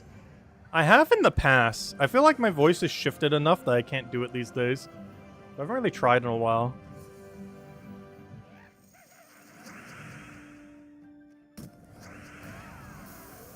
They butchered Nami's sister. I have no clue who that is. But I assume it's one of the crew. Oh no, I haven't seen anything One Piece related in like 15 years. Like, the episode numbers were still in, like, double-digit numbers the last time I've seen One Piece. And someone said on stream earlier that they're over 1,000 episodes. And the last one I ever seen of it was in the double-digit range. Before they even hit the triple-digit or quad-digit range.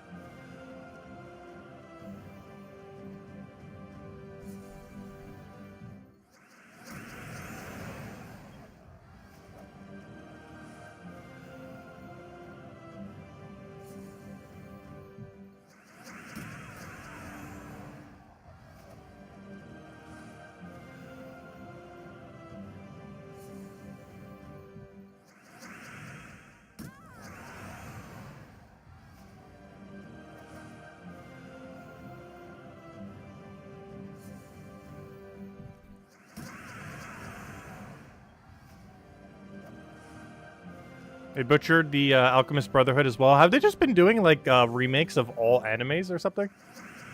Because I know they also did it with Death Note. I recall people mentioning that was awful. Never seen either, though. Though I do actually want to see the whole Death Note series, because it's actually short enough where, like, it's possible to watch the whole thing. Heard a lot of good things about it. It's not like one of those series where you'd have to dedicate a whole year to watching it. Actually, you know what series I've actually been trying to binge watch recently? Because it's really good just while eating dinner or something else just to have in the background. I mentioned it a couple times on the channel, but Taskmaster. I've currently been rewatching through the entire series because I can't remember which ones I have and haven't seen, so I'm just rewatching all of them from the start. I'm currently up to Season 5. As far as what's available for free on YouTube, I think they're up to Season 15 and a half. So I'm like 1/3 the way through. Not sure how far they actually are. But there's somewheres around there. Because to be able to watch it early... Oh, we finally didn't get a verse 3. To be able to watch it early, you'd have to do it through illegal means. Because it's a little bit harder for Americans to get to it since it's like British broadcast. But luckily they just posted it all on YouTube, so I just watch it there.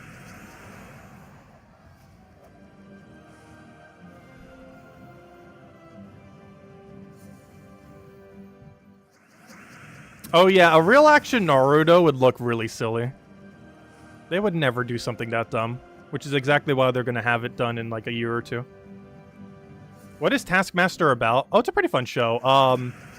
It's basically 5 comedians or other people of some kind of similar stature. And they basically just get assigned various random tasks. Some absurd, some a little bit more realistic. And essentially they get points based on how well they did compared to the other competitors. It's a pretty funny series.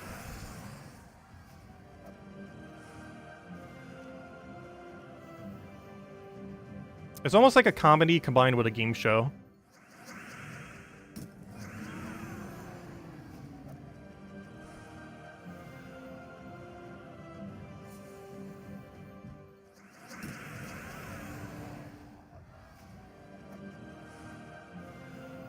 Yeah, I would definitely check it out.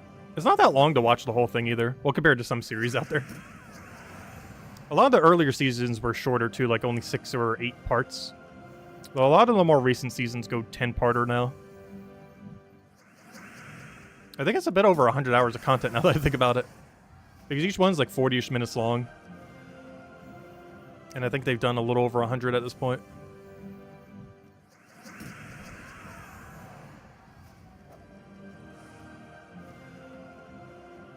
I like that Mario Party one? No, that was something else. That one link I sent earlier. I was just some YouTuber doing a thing. Taskmaster is just a British show that is luckily available for other countries. Because a lot of British shows actually aren't, like, legally. Whereas Taskmaster actually posts all their stuff on their YouTube.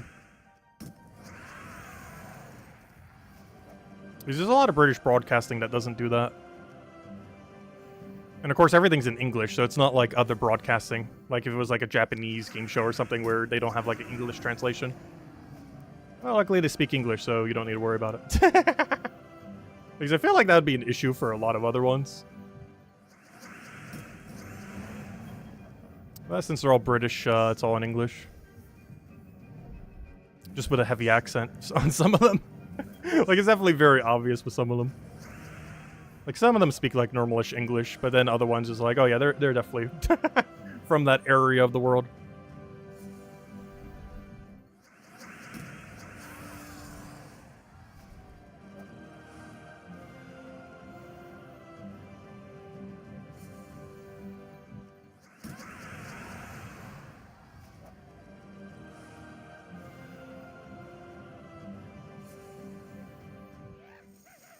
Oh no, another verse that isn't 3. We were doing so good. We did 2 verse 3s in a row, and now we got 2 non-verse 3s in a row. Come on, where's our 3rd verse 3? Yeah, Japanese game shows get kind of weird. I haven't watched any of them in a long while. Other than maybe like the occasional clip someone might send me of one.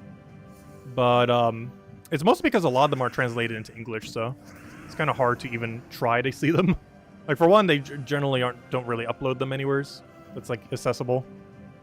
And also, even if they do, it's generally, you know, not in English. And a lot of times don't even have English subtitles.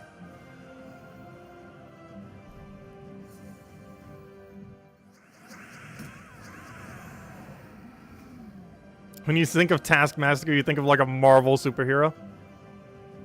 The Taskmaster. That actually would be a good name for a villain. Isn't there someone who's in Marvel who's kind of like that already? Like that one question mark guy. I'm not sure what he's called because I have no clue anything Marvel. But what's that one question mark guy called? From Marvel. Or I think it's Marvel, right? Or the other one. What's the other one even called? There's Marvel and then there's something else. But what's that question mark guy called? The Riddler? I think his name is. I think I answered my own question. Isn't he called the Riddler? The question mark guy from Marvel.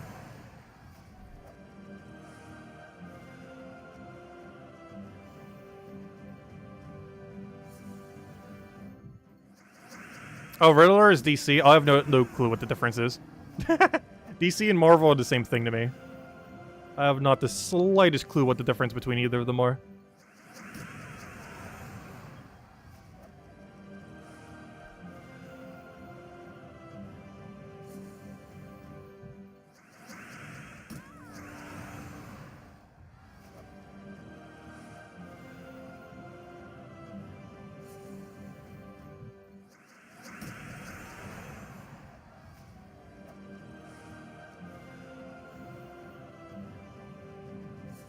There's a guy called The Question.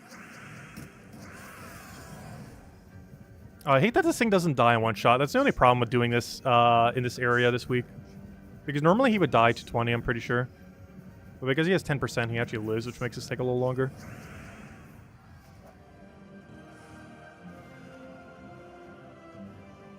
But our main goal at this point is get one more verse 3. And honestly, that should be all we need to get to our goal. Unless we get really unlucky on the Paloozas. Because counting pity and everything we should get from them, that should be enough. I just realized, did I not update the Palooza number? For the other one? Because I believe we're at 9 right now. Especially based on where our number is at right now. Oh, it should be at 9 Paloozas. Forgot to update it by 1.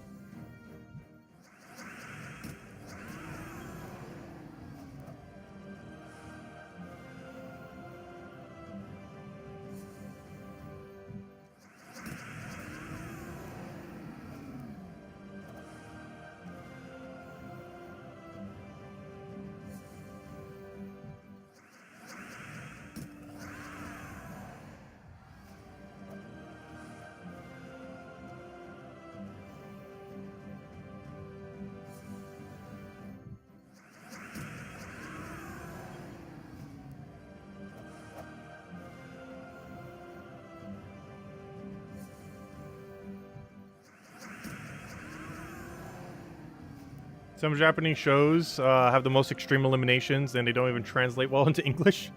That sounds about right. I feel like a lot of Japanese doesn't translate well to English.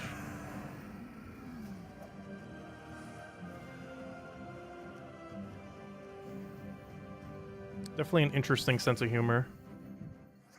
Because I've had a couple Japanese friends over the years. Some that I still talk to on occasion.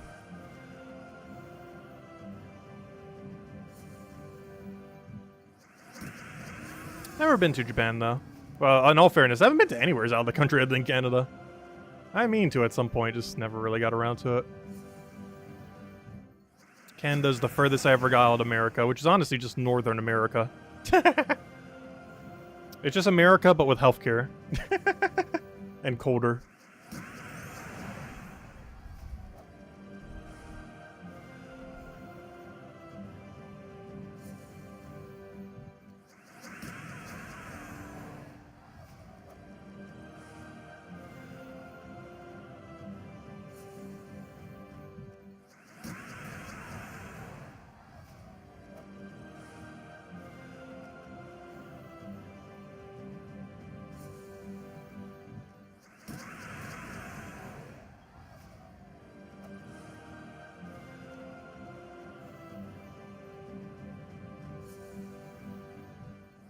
Would I ever move to Canada? I almost did for college. I ended up opting not to. But, I feel like I would. It depends what my living situation would be. Because I don't really know anyone currently in Canada. And all my family and everything's in America. My friends are kind of scattered all over the place. Some in America, some in other countries. But I don't have a single friend that lives in Canada currently. I did it in the past. Not currently, though.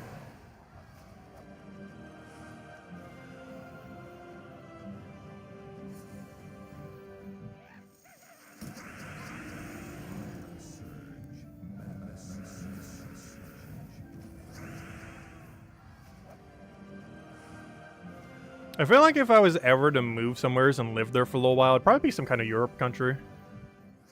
Which one, I have no clue, but one of them.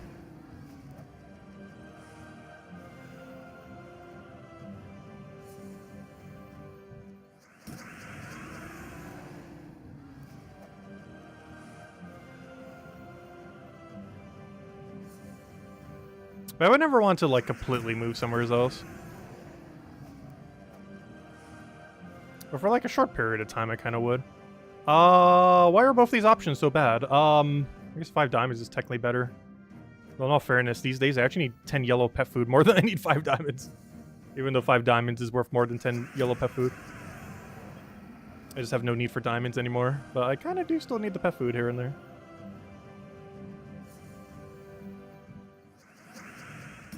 Yeah, I did almost move to Canada when I was like 18 or so.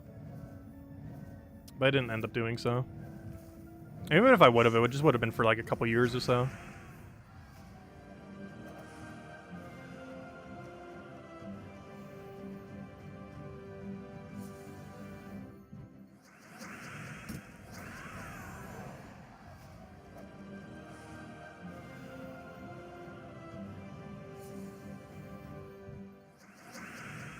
Alright, where's our final verse 3? We're so close yet so far.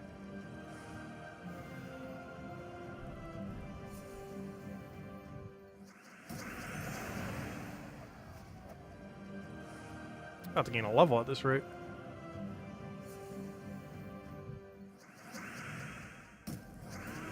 You do taco rice a lot. It's everything in taco, but no shell. Interesting. That's pretty much what I had, just with chips today.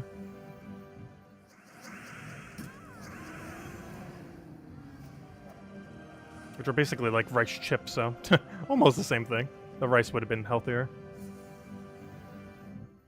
But chips are more dippable. Because I didn't even like end up using the fork. Like I grabbed the fork because it's like, oh, I might need it just to kind of move things and everything. But the chips are actually sturdy enough that I just used the chips for everything.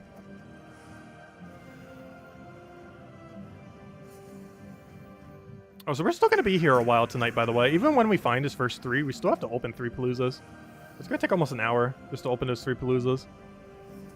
Realistically, closer to 50 minutes, but you know what I mean.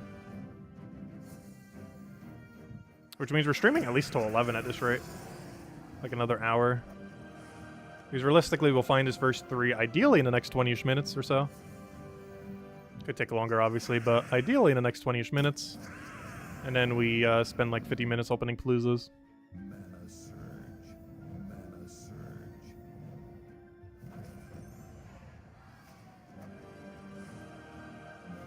Oh, so did I ever hand out the second code yet? I don't remember. Gosh, I have such short-term memory, I can't remember if I handed out the code yet. I know we did 1. I think we did 2, because I see another hole in my thing. Which is an easy way to check. Is there a cat in my mail? Is there a random kitty in my mail right now?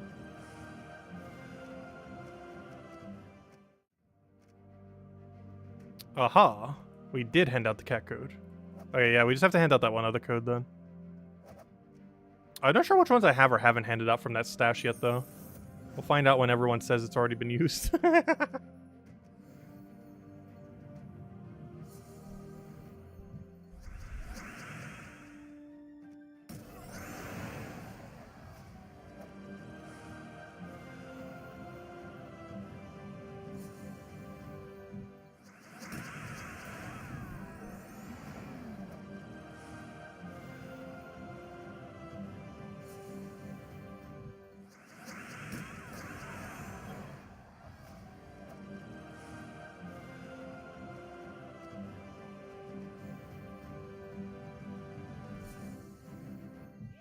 Hey, we did it! Wow. We found 6 gnomes. 3 of them were verse 3. We did it. Okay, well, I guess it's going to take us less than an hour then. Let's go start writing some Paloozas. And at some point, we'll hand out a code, an extra one during that time. And then, yeah, we'll be good to go. And that should be about 300, counting pity, counting epics. That should be about 300. Okay, where are we at right now? Let's do a tally again. 31, 220... 220 plus 18, 238. 238 is 62. Yeah, and counting pity, unless we get really unlucky on these, we should be able to get 62 total keys between 3 Paloozas. Counting pity, counting epics. Nice. Let's see. Oh wait, has Chris stopped doing videos? Oh no. He's doing quite a few for a while there. Yeah, we haven't seen him for a little while.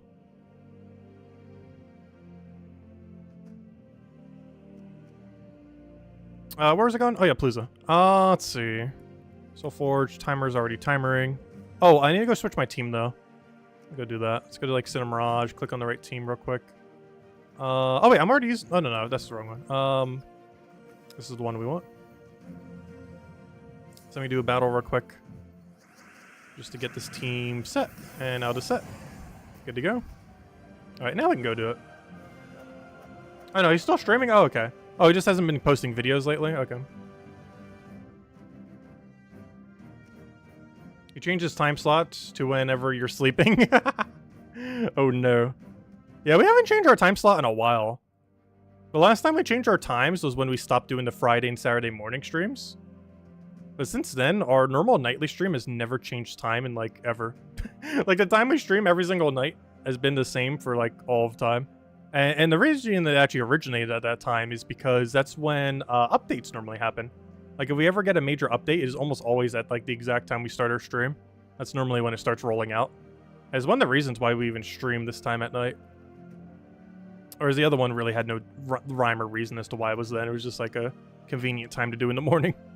But Yeah, the 8 p.m. Eastern Standard Time one we do every single night is because whenever they do an update, that's the time it normally is. When they do the update. Obviously, the update's only like, what, 6, 8 a year? But that is what it actually originated from, the 8 p.m. Eastern Standard Time time slot that we normally do. But anyways, let's go run our Palooza. Alright, also, well, gosh, we're so close to that pity key. 2 more gnomes. Well, we're gonna do that in the first kill on this battle here. Alright, so we should have 3 Paloozas. Let's go run them. Let's go run them. But yeah, I wonder if the kingdom that you actually do matters. Because I assume they were all weighted evenly. But after this week, where we go a bunch of hours in Wild Plains and don't get any verse 3 or like very minimal.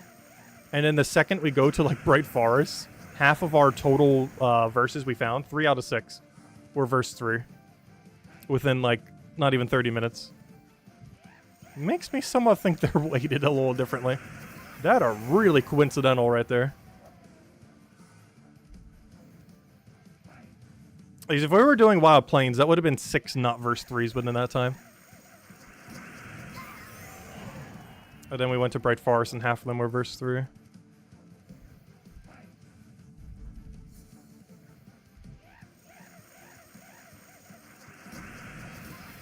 Though there is one annoying thing about Bright Forest this week, which if we were doing it for speed, it still isn't as optimal to do compared to Wild Plains. The Mirage Queen has 10% extra stats, and that's enough for it to survive Dust Level. Which means every 5 fights you'll normally have a wall that you can't get through. Whereas in Wild Plains, you can one-shot always without needing to worry about it. Well, other than the Mythic fight, but the Mythic fight everywhere is not going to be one-shottable. There's not a single kingdom where you can. That's just not true. Blackhawk before the change used to be a kingdom where you could, because I believe one of the 2 mythics were actually below the damage threshold. But you can't do that anymore because one of the other troops there have over the damage threshold. So you can't actually kill them now. Because now there's a really common troop that appears there that survives with like 1 HP or something. Even though the mythic can occasionally be one-shotted. I think it's Megavore. This is the one with like the really low durability. This whole thing is like super high damage.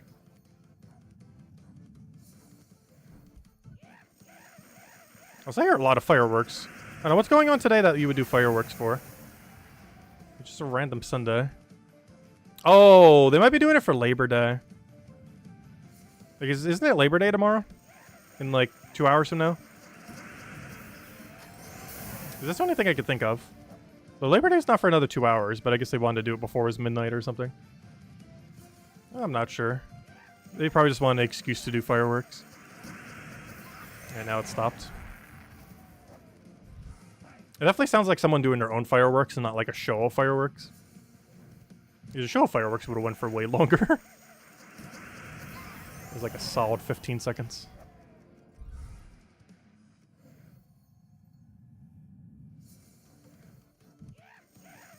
I'm not sure if I'm doing anything special for Labor Day.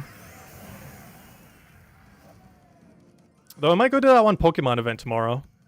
With you and Tyrion. But that won't take that long. In theory. I'm not sure how hard it is. Because I do want to get that event done just so we don't have to worry about it. That way when the DLC comes out, we can just focus on the DLC. Probably not going to stream it tomorrow, though.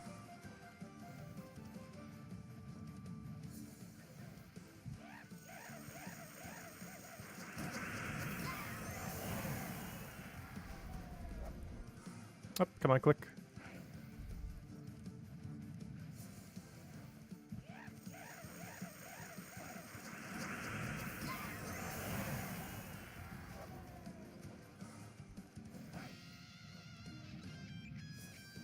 You're just ordering out. I don't know, maybe I'll get something special for it. There must be some deals. But it's weird because I haven't seen any advertising for them. With all the billion advertisings, I haven't seen a single advertising for like any kind of Labor Day deal for like a meal or something. At like any kind of restaurant or fast food place or literally anything, which I'm actually kind of surprised. Not a single Labor Day ad for food. I have seen a couple Labor Day ads, but not a Labor Day ad for food.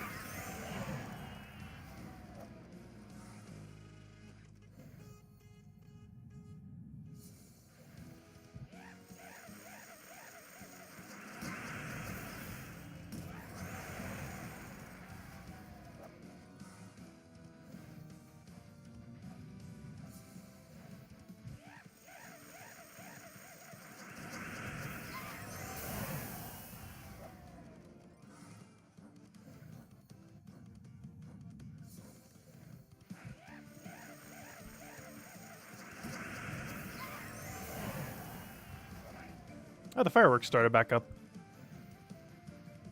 That's kind of weird. I'm pretty sure you can't hear it on the mic, luckily. Like, they're loud, but they're loud in a different direction, so the mic doesn't pick up on it.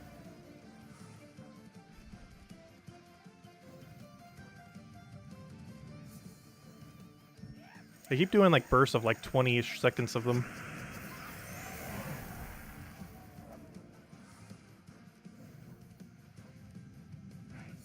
Getting the cheese dip. I'm not sure if I would want to get cheese dip after just having the taco dip today, technically. Or taco salad, or whatever you want to call it.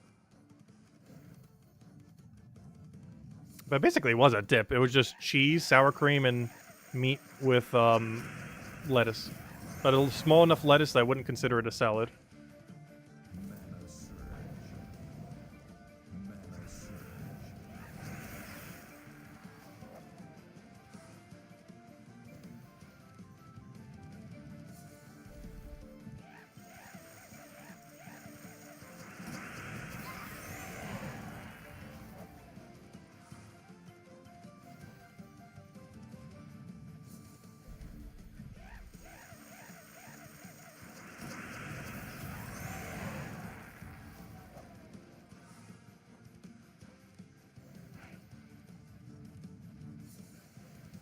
Get extra bread with it. Honestly, I feel like my from the Domino's dip, the Domino's dip. When it comes to the Domino's dip, I feel like the ratio of bread to sauce is actually pretty even. But that's mostly because I use a ridiculously high amount.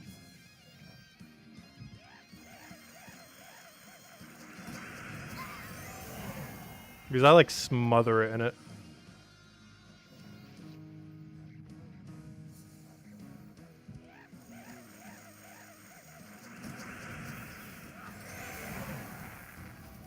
The apple one they have is good as well. Wait, what apple one?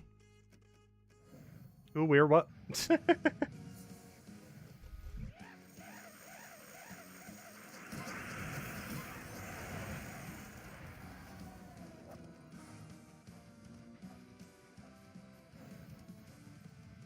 Tassus slipped. A tongue twister there. It's late at night. It's almost 11 o'clock. Actually, technically it's like 10 something, but you know what I mean. We're going to be going to almost 11. We still got to open 2 more Paloozas. That's at minimum half an hour, even if we do it, like, tick perfectly. We're getting hungry.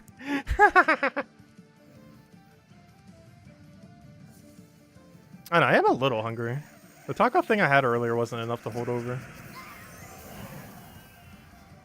But I still have plenty left. I had a smaller portion earlier. Because if I had a bigger portion, I would still probably be eating it at the start of the stream. I wanted to make sure I finished it before the stream started. Hey, there's Crisp. Hey, welcome. Hope all's been well.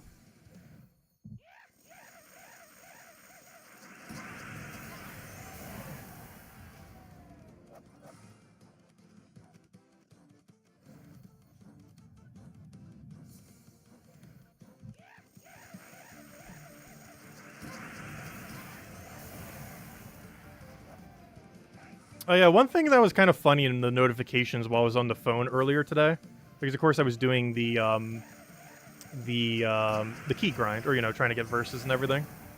And one notification I noticed is because of course I'm following his channel and everything. When wow, why can I never remember his name? Why am I so bad with his name? Cynical. Cynical with that one game from like 1999 or whatever that is. I find it funny because I'm also in the background kind of playing a game from that era. Because old school RuneScape actually originated in like 1998, 1997. It basically had 4 phases. When it was like RuneScape Classic, when it was like super ancient, like we're talking late 1990s. Then what is known as today, or not known as today, but what it was based off of, RuneScape 2. Which I think started in like 2003, 2004. And then it became RuneScape 3, which still runs to this day. That's the one that has really cool graphics. And basically became World of Warcraft, but not World of Warcraft. And then eventually that failed so hard that they made Old School RuneScape, which is based on the RuneScape 2. So they've had like 4 different segments, with the second segment basically being what it is today, in a sense, just with a lot more updates. But it technically originated from the late 1990s. I just find it funny because we both like do a side game that is both from that era. I haven't really covered any guides on it again. I've been meaning to. I just never really got around to it. Mostly because I wanted the max before I did. And hoping we don't die along the way. Still been playing that in the background. Actually, it's doing it right now. It's literally just mining this entire stream. We're literally mining for crypto now. It's mining for ores. More so for the EXP than the ores. Because gosh, is mining annoying to train in that game. I'm pretty sure RS3 got like a billion different better ways to mine, train it. A lot of ways in old school RuneScape are either very dangerous, very click intensive, or or one of those two. So there's like only a few AFK methods, and currently doing one of them. It's not as AFK as other things, but it's AFK enough. Nope, we're not woodcutting. Mostly because I needed Dragon Axe before I did, and I just didn't want to get around to that boss. I probably will after the second wave of Forestry comes out, because that's one of their bigger updates that they're doing of the year. Of several that they've been doing. And they're actually adding a bird outfit, and I really want that bird outfit. They're adding a ferret outfit. Not a ferret, what would you call that? It's a brown bird with like greenish tail. It has a special name. I will eventually remember it. I believe it begins with a P. Definitely not ferret, that's the wrong animal. Pheasant? Pheasant outfit. They're adding a pheasant outfit to the game. And I really want it, and I have no clue how you get it in the update. But we were doing a stream and grinding for it until we have it. Unless it takes like dozens of hours, in which case I'll AFK it in the future. But if it is possible to get in one stream, I am going to do a stream of it until we get it. I want the pheasant outfit.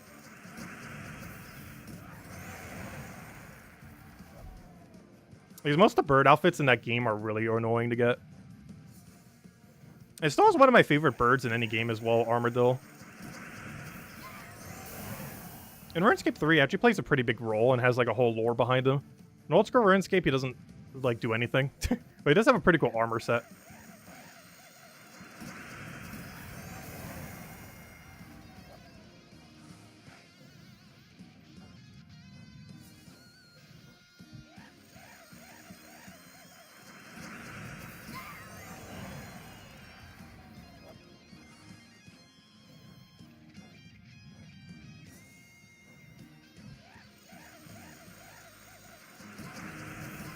Yeah, old school RuneScape's a fun game. It's just a bad game to stream. It's an absurdly grindy game. It's arguably the grindiest MMO in existence. Not RS3, but specifically the old school version. Because RS3 you can literally just, like, buy max in a day with a big enough credit card. Whereas old school RuneScape, you can't really buy power.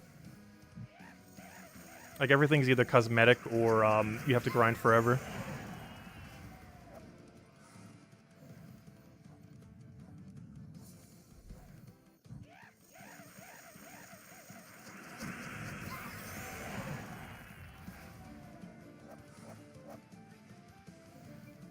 Hello, Florian! Welcome, welcome. Those are rare IRL. We've been hunted a lot. It's kind of funny because the minigame that they're adding for it, you actually hunt the ferrets. I mean, the pheasants. Why do I keep calling them ferrets? Those are two very different things.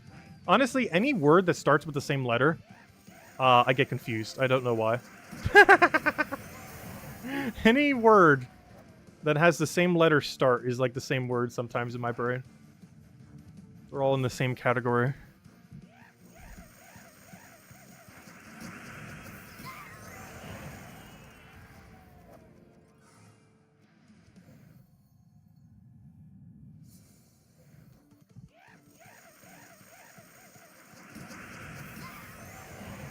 Oh, you've been playing a lot of board games recently? Nice. You haven't done that in a while. I have a few friends that are into them. I just feel like my issue with board games is... a lot of them. Is the rule sets are either too complex or the time to complete is too high. A lot of times for me. Is the only thing I'm not a fan of with a lot of board game kind of things. Or similar kind of card structures.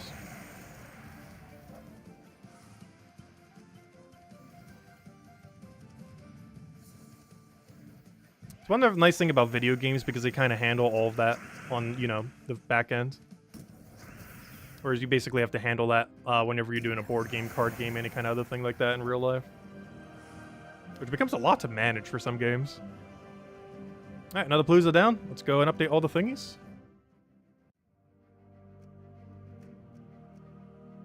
Alright, let's see. Oh, we did really good. Whoa. Whoa, whoa, whoa. That was 26 normal Vault keys. Oh, wow. That was a really good Palooza. One of the best we've had this weekend. Wow. Yeah, we got 2 epic Vault keys still, even after all that. Wow, that was a really good Palooza. It was like 26 Vault key, 2 epic Vault key. Epic Vault key is about average, but the normal Vault key is really high. Nice. Yeah, who knows? Maybe at this rate we will hit the number. I don't think we will, though. Like, we're going to hit 300 total keys, but I don't think we're going to hit 300 normal Vault keys, which I'm fine. We're counting epic Vault keys this time. Oh, I also forgot to update the Palooza. I keep forgetting to update the Palooza number. It doesn't look like it to you guys, but where I input the numbers, the number to update the Palooza is like all the way to the side to the point we can't even see it. So if I don't like manually scroll over there, I can't even see the number to go update the Palooza number. Anyways, let's go run another 2. And then we'll call it there. Actually, we'll hand out a code after this next Palooza. How about that? And then we'll run one more after that. Alright, let's go. And go finish out this vault event. I might still grind it a little bit off stream, but we'll see. I'm actually kind of tired. Let's see. Go back, go back.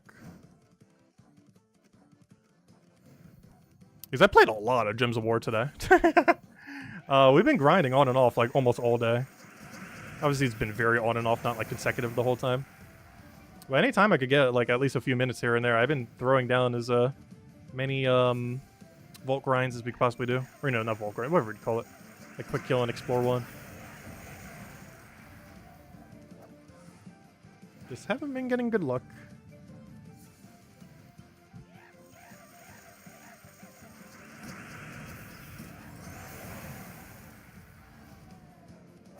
Hey, epic Volky already.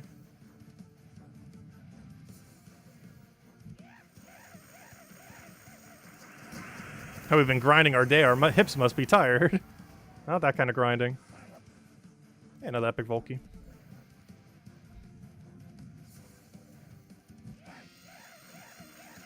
I do need to exercise a bit more, though. I've been slacking on it a bit recently.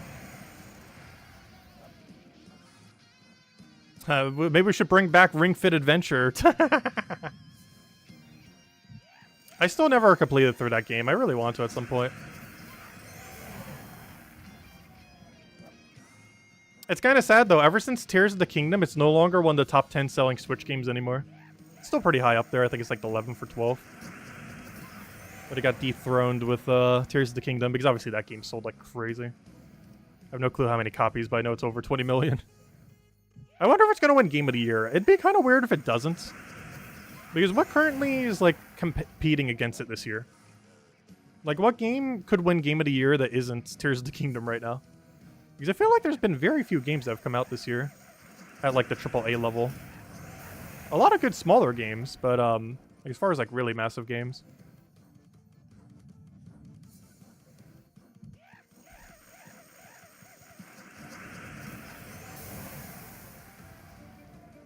And personally, I don't understand why everyone liked Breath of the Wild. And while Tears of the Kingdom isn't, like, specifically something I would normally play, it is very easy to see why it's so good. Even though it's not, like, my favorite genre of game. Because it's basically sandbox open world, almost. That is fun. And the puzzles were done way better in that game than in Breath of the Wild. Like, it was, like, night and day. There wasn't a single bad puzzle in all of Tears of the Kingdom. At least not that I saw. I didn't actually do every single puzzle thingy. But of every single one that I ever encountered during my playthrough, they were all good. And pretty creative. But the answer wasn't something like super abstract. They were all... You would eventually get to the solution. Better brute force your way to cheese it. Which is something really interesting about that game. There was pretty much always a brute force cheese method. By design, to make sure that you would never get stuck. Which is a pretty interesting game design. Because even though you could solve the puzzle as intended, there's always at least one really broken method you could do. to just cheese every puzzle in existence. And I definitely did that very deliberately. So you would never really get, like, pseudo soft-locked in a sense.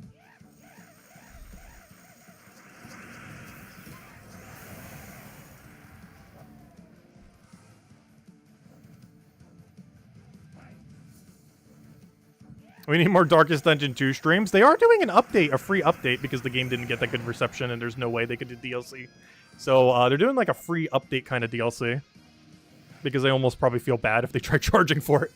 But yeah, I think it's coming in a month or two. I don't know. I haven't been keeping up. I saw something on my notifications like, hey, we're doing updates soon. It's going to be free. And I was like, ooh, maybe I'll come back for that. But we'll probably do it then. I have no clue when it is. It might have already happened. I have no clue. I just saw a little notification for it. It's like, hey, we're going to do this update at some point. Maybe it already happened. I have no clue. But yeah, whenever they do that, I guess I'll revisit it. I'm pretty sure it's free DLC in a sense. Some kind of expansion. I haven't played it a single time since we last streamed. Mostly because I have no way to fit it into, like, any day. A run takes, like, 4 hours, and it's like, okay, where can I clear 4 hours consecutively on any given day? It's just so much time. Like, obviously you could split it up, but it's not quite the same if you split up, like, a single campaign into, like, 3 parts.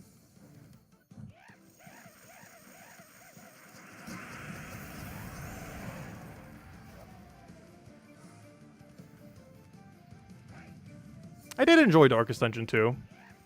I feel like its replayability was nowhere near Darkest Dungeon 1, though. It's kind of funny because Darkest Dungeon 1 has so much replayability. It still has a bigger player base than Darkest Dungeon 2, which I find really funny.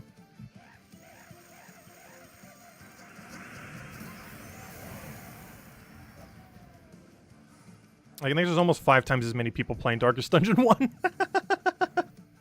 Which is kind of sad. Actually, I think there's more people playing Gems of War right now than there are people playing Darkest Dungeon 2. Their numbers went down that much. Yeah, I personally like both Darkest Dungeon 1 and 2. They both had their advantages. Gameplay and everything else I feel like was better in 1. But the visual style and a few other things they did in 2 was a lot better. And my computer keeps heating up because of it. Gosh, is it intense on the graphics card and everything.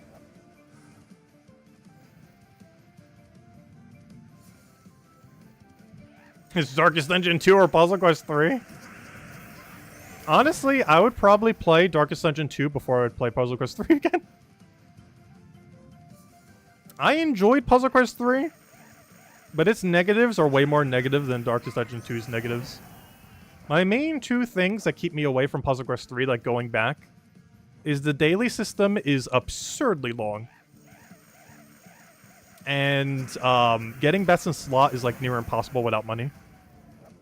And the money you need is in like triple-digit numbers to get like even a single best in slot. And there's like 15 slots for like 5 different colors. Like people were mentioning how much you needed to max in like that one Diablo mobile game. And I think it was like hundreds of thousands of dollars. Puzzle Quest 3 is actually pretty close to that. Like I'm not sure what kind of changes they made in recent times. But I'm pretty sure Puzzle Quest 3's best in slots, if you were to try to do it within a year period of time, would cost over $100,000. It's very absurd. And trying to play otherwise, you barely get any upgrades. Unless they've fixed that over the years, which I assume they have. It's been out for what, like 2 years now? 3 years? If you count the beta time. I know, we still have the kingdom. We were #1 kingdom for a little over a year. For a year and a half, we were the #1 kingdom in Puzzle Quest 3.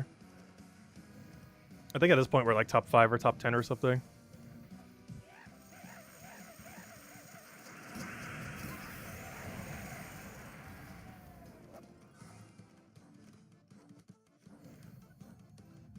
Oh, the Darkest Dungeon 2 update's already live? Oh, interesting.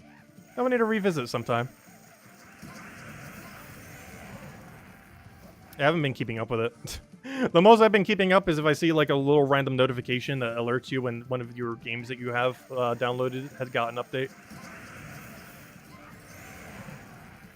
I believe Dave the Diver was doing something somewhat soon too.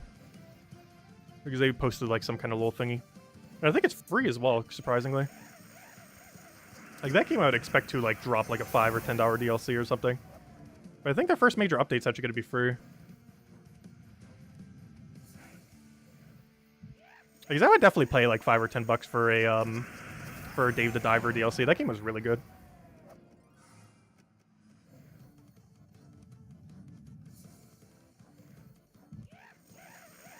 If Darkest Dungeon 2 did the same, I'd be like, I guess. I'd be reluctant, but I'd probably still do it.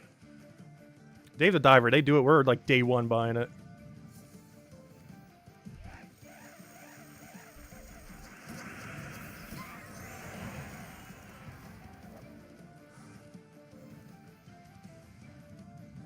Oh, we're top 4? Nice. Great job, Isabel. And everyone else in the guild.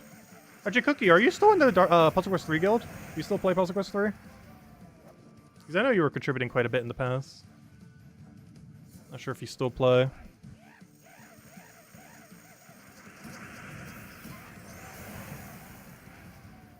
Now adding 1 to 3 hours to Darkest Dungeon 2 runs an update DLC. Wait, what? Wait, did it only add that much? That's like one run.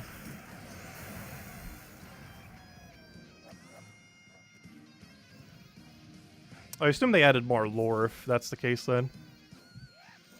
Because I do feel like Darkest Dungeon 2 was a bit more lore heavy than Darkest Dungeon 1. But I feel like Darkest Dungeon 1's lore was a lot easier to follow. Like Darkest Dungeon 2 storyline by the end, I was kind of confused as to what exactly happened. Like near the end it was a little bit more evident like what direction it was going. But throughout the storyline I felt like it was saying a bunch of gibberish. Whereas in Darkest Dungeon 1 you knew what the storyline was saying the entire time. And it was pretty easy to follow.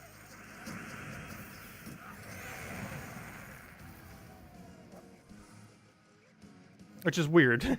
Because Darkest Dungeon 2 has more lore, but the lore in Darkest Dungeon 1 is way easier to understand.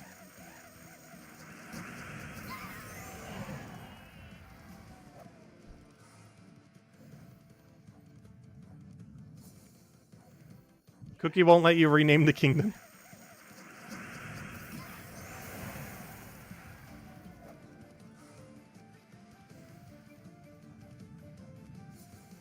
After this Palooza, we'll go hand out our final code, and then we'll go and one run last Palooza for the weekend. And then maybe off stream I might be able to find a verse or two, but beyond that, that will be the end of the grind for the weekend. And we would have reached our goal. 300 Volkies. Counting pity, counting epics. Took us a little bit longer to get there than it normally would on a given weekend, but we got there.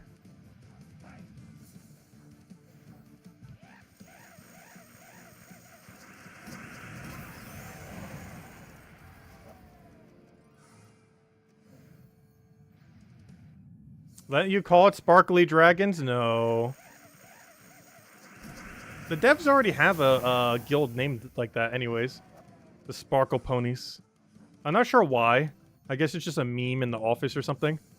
But every guild, the 505 games people... Not 505. The Infinity Plus 2 games people make. And all their games is called Sparkle Ponies. I assume it's some kind of joke in the office that they always do that. But their guild in Gems of War, their guild in Puzzle Quest 3, and whatever else, it's always called Sparkle Ponies for some reason. Which I'm pretty sure is just some inside joke that they have. But literally all of them, every time.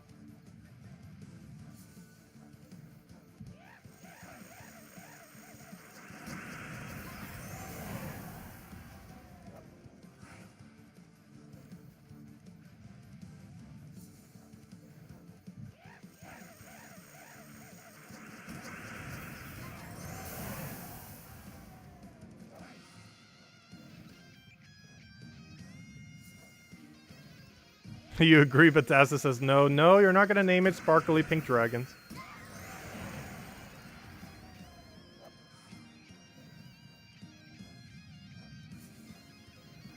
Infinity Plus 2 are bronies.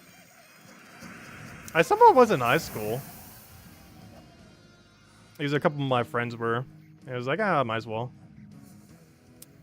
Because my girlfriend at the time actually got me into it because she was really into it, and I was like, might as well. That's kind of where it started. It was okay. I always like animated everything, so I wouldn't say it was a particularly good series, but I wouldn't describe it as a bad series. Definitely wasn't the target demographic for it, that's for sure.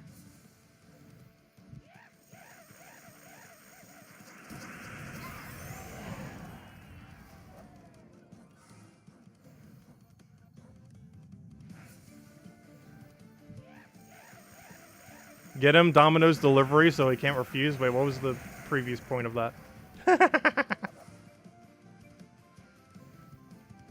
Though if someone was to do so, I definitely would not refuse.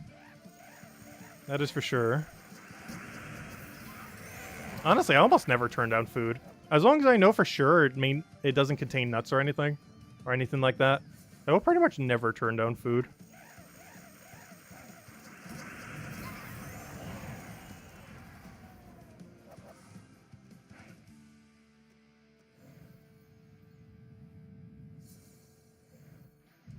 Bribe him, Emanator. Bribe him with food. No, you're not going to change the name of the guild. No amount of bribing will change that.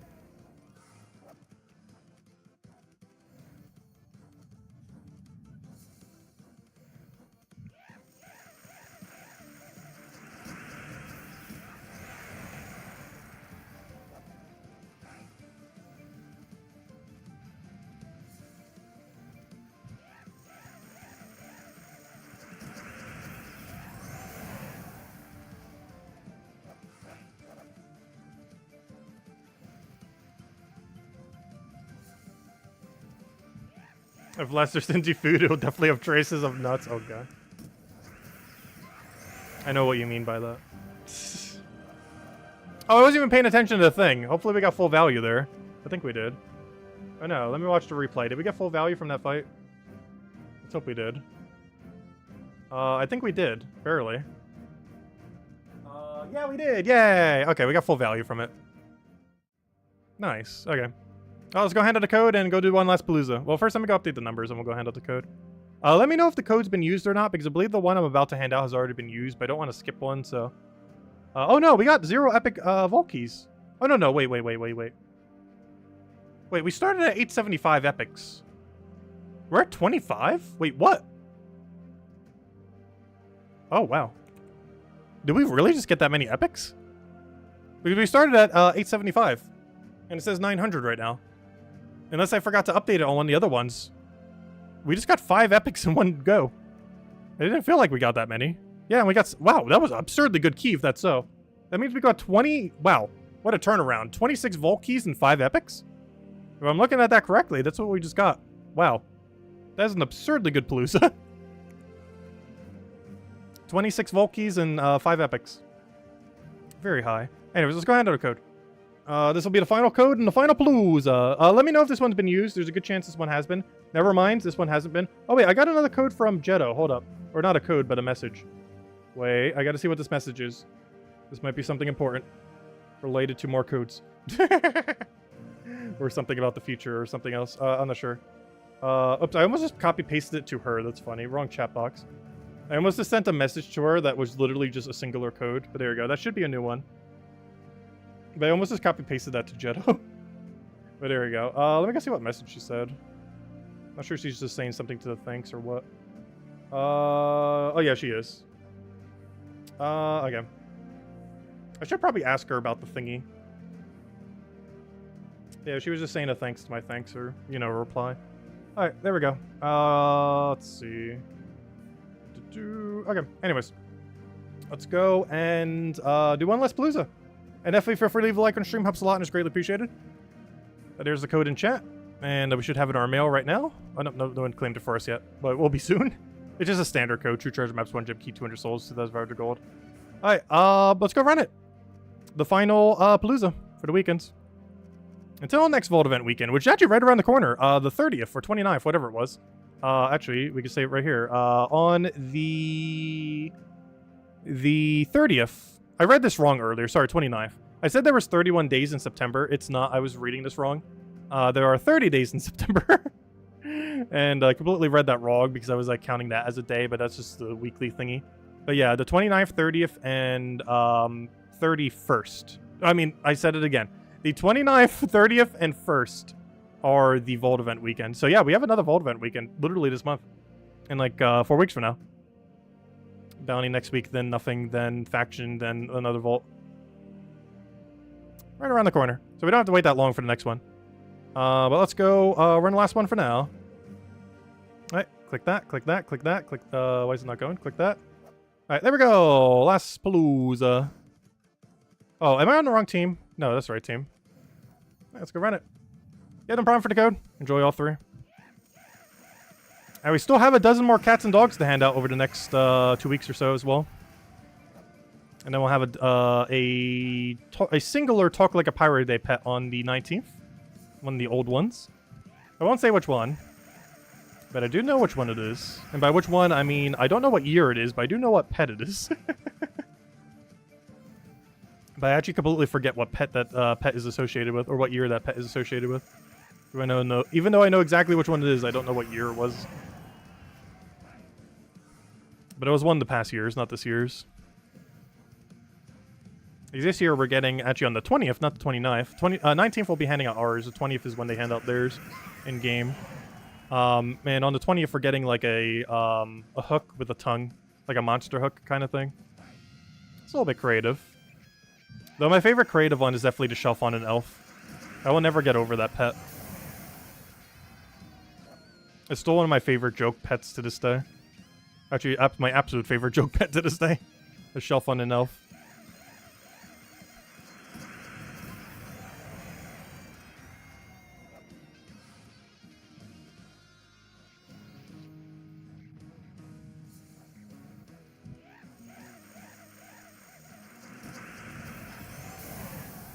If anyone says any questions or anything you want me to go over, do let me know. Because as soon as we finish out this vault, we are adding up our tallies and then calling it a night. Because that should be our goal then. We'll have about 270 mixed keys. Pities will bring it to over 300. And we'll be good to go. Next bounty is a goblin. Is it? Ooh. And you know what's kind of interesting? And even more reason to why they're probably going to do Star Expansion? We're starting to get kingdoms to get more than their needed number of troops. I didn't really make much of a mention of it when we covered the Mythic video last Friday. But Sword's Edge now has one more than enough troops to max to 30.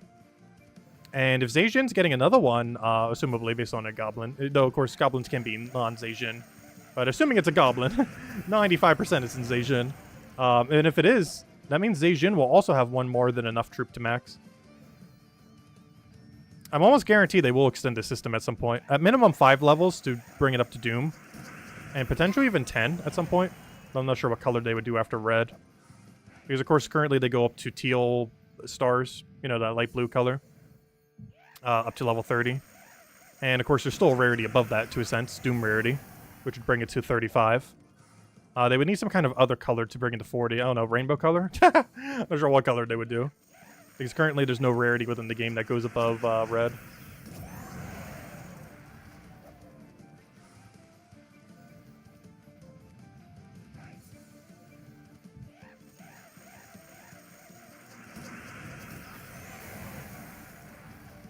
Oh, it's not a Zacian goblin? Oh. Interesting. That's kind of weird because like 95% of goblins are from Zacian. But of course they're not exclusive to Zacian. They do exist elsewhere. Just most goblins go to that location. Not all of them.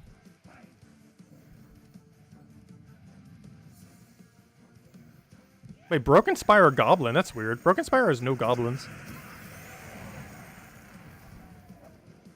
That's a weird one to add a goblin to.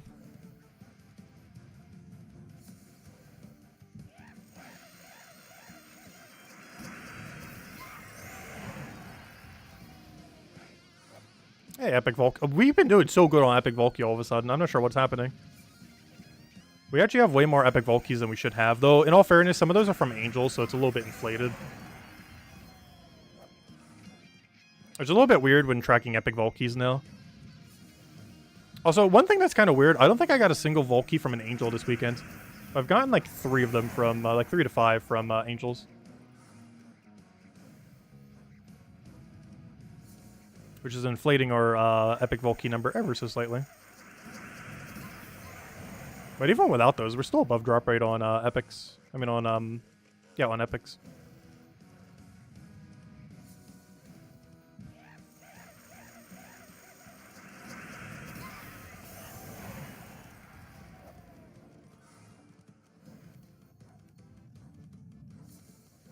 Yeah, there is that one weird goblin that doesn't have 100% extra turn rate. It's like a 50-50 or something. It's one of the only goblins in the game that doesn't have guarantee extra turn. It still can extra turn, but it's not guaranteed, which makes it basically useless.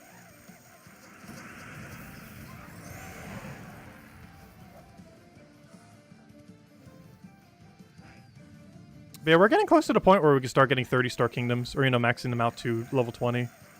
We did our first one ever this Friday when we did Sword's Edge. And I can already do a magic one, too, I just haven't bothered. Mostly because I don't know which one to do. I'm still in a toss-up between Darkstone and Kakarot. Honestly, I think I'm just going to keep holding until one of them reaches 30 stars. And whatever one of them reaches 30 stars first is the one I'll dump it into. That way we have +2 magic earlier than other people who might have done something else. Like, let's say you go for Kakarot, and then we find out later Darkstone will be 30-starable in, like, half a year from now. If we just wait and then do it on Darkstone, you know, then we get the extra magic earlier. Whereas everyone who did it on something like Kakarot would have to get all the scrolls again until they can do it. So I'm basically just waiting until the first Purple Magic Kingdom becomes 30able. And then once it does, then we'll upgrade it. And I think at current rate, Darkstone is the closest. I made that analogy, but I believe it actually is going to be the closest. Because I believe he's getting another Trooper too soon. So if it gets another event thereafter, I believe that's enough for 30-star. So thank you, Sani, for leaving a like. Greatly appreciated. Hope you've been having a wonderful weekend. We're just finishing up the vault grind. And overall, I'm kind of happy with our vault grind this weekend. It took a lot longer than it normally did. But we still got all of our normal loot. And we made out pretty well from it. As is pretty much every vault event. It's not like you can lose resources on them. There's no cost to partake in the vault events. Vault events are basically just Gems of War's version of like 2 times EXP weekends or 2 times something weekends that some games have. Except it's not 2 times. It's actually more than 2 times in a sense. You have a 3 times higher rate for gnomes and a 3 times higher rate from vault keys from those gnomes. Which is ridiculously good. It's almost like a 9 times bonus weekend in a sense. Because they both stack together. Not only is the gnome rate higher, but the vault key rate from those gnomes are higher. Plus you do a Palooza, and that 3 times still applies. Not the 3 times higher rate to find gnomes, obviously, because every battle's a gnome. But the 3 times higher rate for vault key still applies. Is why we get like 20-something each time we do this. Since that 3 times multiplier still applies here.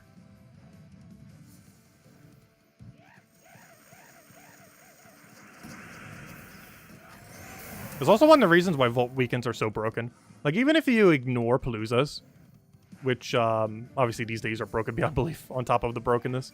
But even ignoring that, vault events are still like 9 times extra loot weekends in a sense. At least from the perspective of the gnomes that you get. You're disappointed with my key grind and yours? How are you disappointed with ours? We did the same thing we did every weekend. Except it took me about 5 hours longer because I got really unlucky with the verse 3s. Stream time-wise, it looked the same, but as far as how much time I did on the side, it took me way longer this weekend to get all the keys, or all the Paloozas. We did really bad this weekend on them. Like, Friday was a normal amount, but today and yesterday were horrifically bad for verse 3s.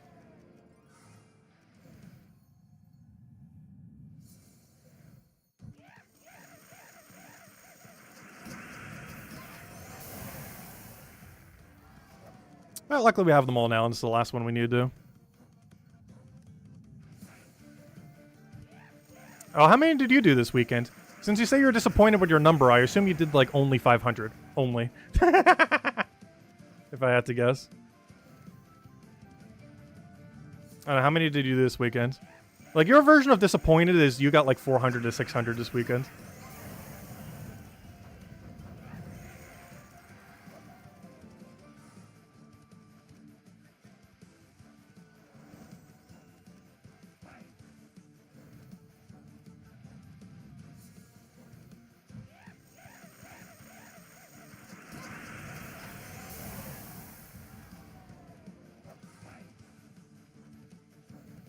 Yes, you only did 500.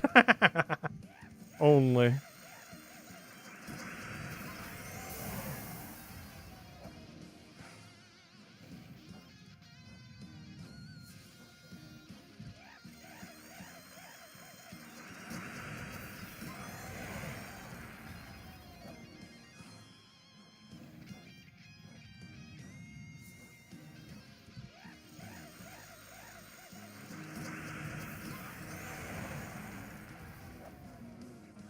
Though I guess to some degree, 500 could be considered a low amount if you already had all the Paloozas. Because there's a big difference with doing 500 where you have to grind for every Palooza you use, and 500 if you already have a reserve of like 100 Paloozas. There's a big difference between those two. Because 500 Paloozas, if you already had all of them to begin with, to get 500 Volkies from it, would take like 7 hours. Like 7, 8-ish hours or so, give or take a little. Depends on luck. It would only take like 7, 8. Like it wouldn't even take a double-digit number of hours. But to do the same where you have to grind them all, we're talking like 30-ish hours or something. Somewhere's around there. There's a big time difference if you already had them compared to not already having them.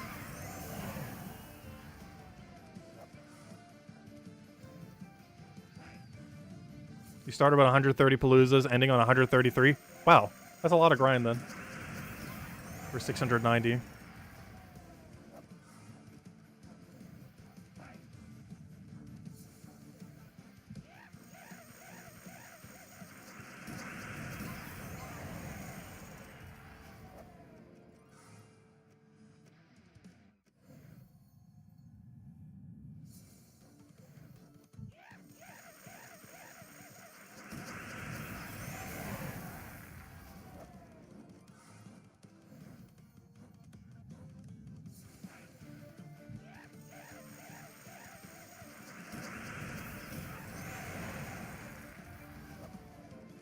Hey, another epic Volkey right at the end. Nice. Well, not quite at the end, but you know what I mean. Get in there.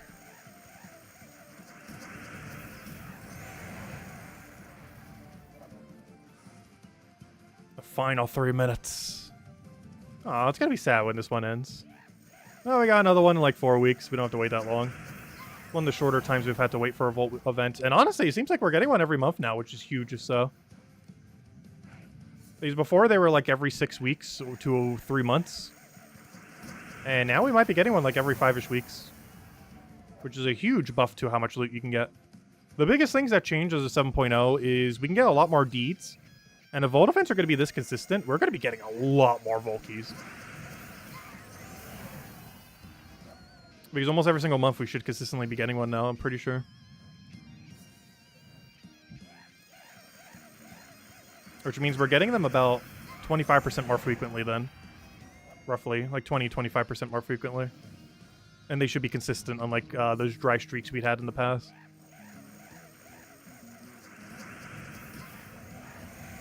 Where you go like months without a Vault event. Journey suffered from that a lot. Journey's now every 5-ish weeks as well, and before it was like a few times a year. For one point, I almost thought they forgot Journey events even existed. Like, I genuinely thought, like, do they even know they did an update where they added Journeys? Because I think we had like a 6 or 7 month period with no Journeys at one point or something. Some kind of absurd amount of time. I don't remember. It was so long. It was almost a whole year. Like, it seemed like they like legit forgot they even exist. Yeah, they're really consistent now.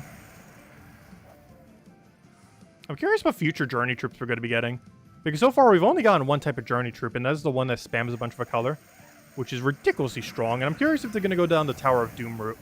Because Tower of Doom started with a ridiculously good weapon, and then every weapon they did their fourth was horrible. I wonder if Journey will be similar, or if they're going to keep adding amazing troops. Because Journey started with absurdly broken troops, and we don't know what type we're going to be getting next. Because assumably they'll do it like 6 at a time, kind of like how Tower of Doom does. Where they add one type of troop, then another 6, and then another 6, so on and so forth. And of course the first one we've ever gotten is absurdly good. And the first one that Tower of Doom gave was those Doom weapons that hit all enemies and convert to Doom Skulls. Every other Doom weapon in comparison seemed like almost nothing compared to them. Especially the ones immediately after. We got like an HP buff one, which did nothing. Some like small damage one that did nothing. Some kind of other utility one that did nothing. So we'll see what happens with Journeys. If they start strong and go horrible like Tower of Doom, or if they actually consistently keep them kind of decent. Alright, 2 more battles. Go, go, go, go, go. Oh, I might want to be able to get one more in. Do we risk it? Oh no, let's see what battle we get here. I'll hold. It's a Glory and Double Soul. It's very unlikely we're going to click quick enough anyways. Alright, the final battle. See what we get. Hopefully we at least high roll 1,000 Glory off the guy. Or at least get like 5,000 something souls here. Alright, see what we get. Everyone has maybe an epic Volky or Volky. Ooh, everyone low rolled. Ooh, ouch. Not ideal. Let's see what our final tally is. And here's the redeem code from earlier. Enjoy, everyone. Alright, final tally time. Let's go check. 250 on the dot. Look at that. How perfect is that? 250 plus whatever pity is, which we'll add in a second. That's 12 Paloozas. Honestly, we did it with one less Palooza than last week. Though technically, we'd still have to do one more if we wanted to get the physical number of Volkies to be that much. Because this time we're counting epics. So we technically still would have to do one more if we were not counting it. But we're counting it this time. Because I'm not going to go get another one. We'll be here till midnight. Okay. And then we got 905, which brings us to... Wow, how do we do so good on epic Volkies all of a sudden? We just did 2 back-to-back Paloozas with 5 epic Volkies each. That's some pretty good luck. And add 36. And there we go. Look at that. And that brings our total tally to 286 Volkies, which we can see very easily if we just claim all these. 286 Volkies, because we had 250 on the dot. Now this is 286. And 36, speaking of 36. Or sorry, and then 30 epics, I mean. I looked at the wrong number. But that means we got a total of 116 keys. Of which 286 of them were Volkies. And 30 of them were epic Volkies. Well, there we go. There's the final tally. Obviously, that doesn't say 300, but counting those, it's 300, so we're counting it. It's close enough. Because technically, in combination, there are 316, so... And we did really lucky on epic Volkies, especially at the end there. But even without counting that at the end, and even if you ignore every angel we got way lucky on epic Volkies this time, which is pretty nice. But anyways, guys, that'll wrap it up for this Vault weekend. Obviously, over the next week or however long, we'll go open all 286 of these. Tomorrow, we'll have the video going over all the weekly stuff. Most of it's happening on Monday, so pretty busy Monday. The rest of the week's pretty tame. And we'll go from there. And, of course, we'll keep streaming every single night, as we always do. 8 p.m. Eastern Standard Time, 3 hours prior to now tomorrow, as we do every night. And who knows, maybe we're getting a patch soon. I'm not sure if we are, because I'm pretty sure 7.0 will be a bit of a minier one, so they're probably not going to have a beta test for it. So, honestly, it could come out of nowhere. For all we know, it could be next week, could be this week, could be 4 weeks from now. We don't really know. The calendar doesn't mention anything on it, but I feel like the calendar normally won't mention when there's a patch. But who knows? We'll find out. But anyways, guys, did I see your verse count? Oh, what was your verse count? Let me go double check. And any other questions or anything to mention, let me know. Let's see. You have over 160 verse 3s and 180 verse 2 and 75 to 80 of the verse 1 and 4. That's going to be a little unlucky if you keep going that way then. Because you will eventually get bottlenecked while having like almost 100 something in one of them. Which would be kind of funny. There are some people who have done that. Like they have 0 of one, but they have like 100 something of another verse. It's kind of insane how unlucky you can get on some colors sometimes. Like our numbers are bad. Like our margin I think is like 40 something between our highest and lowest. Actually we can check right now. What's my verse 1? I think it's like 46 right now. 43. So I have a 43 gap between my highest and lowest. Some people are already over 100. Like they'll have like 120 something on one of them and then like 0 on another. It's pretty insane how big of a gap you can have between your lowest and highest. Ours isn't as bad, but it's still pretty wide.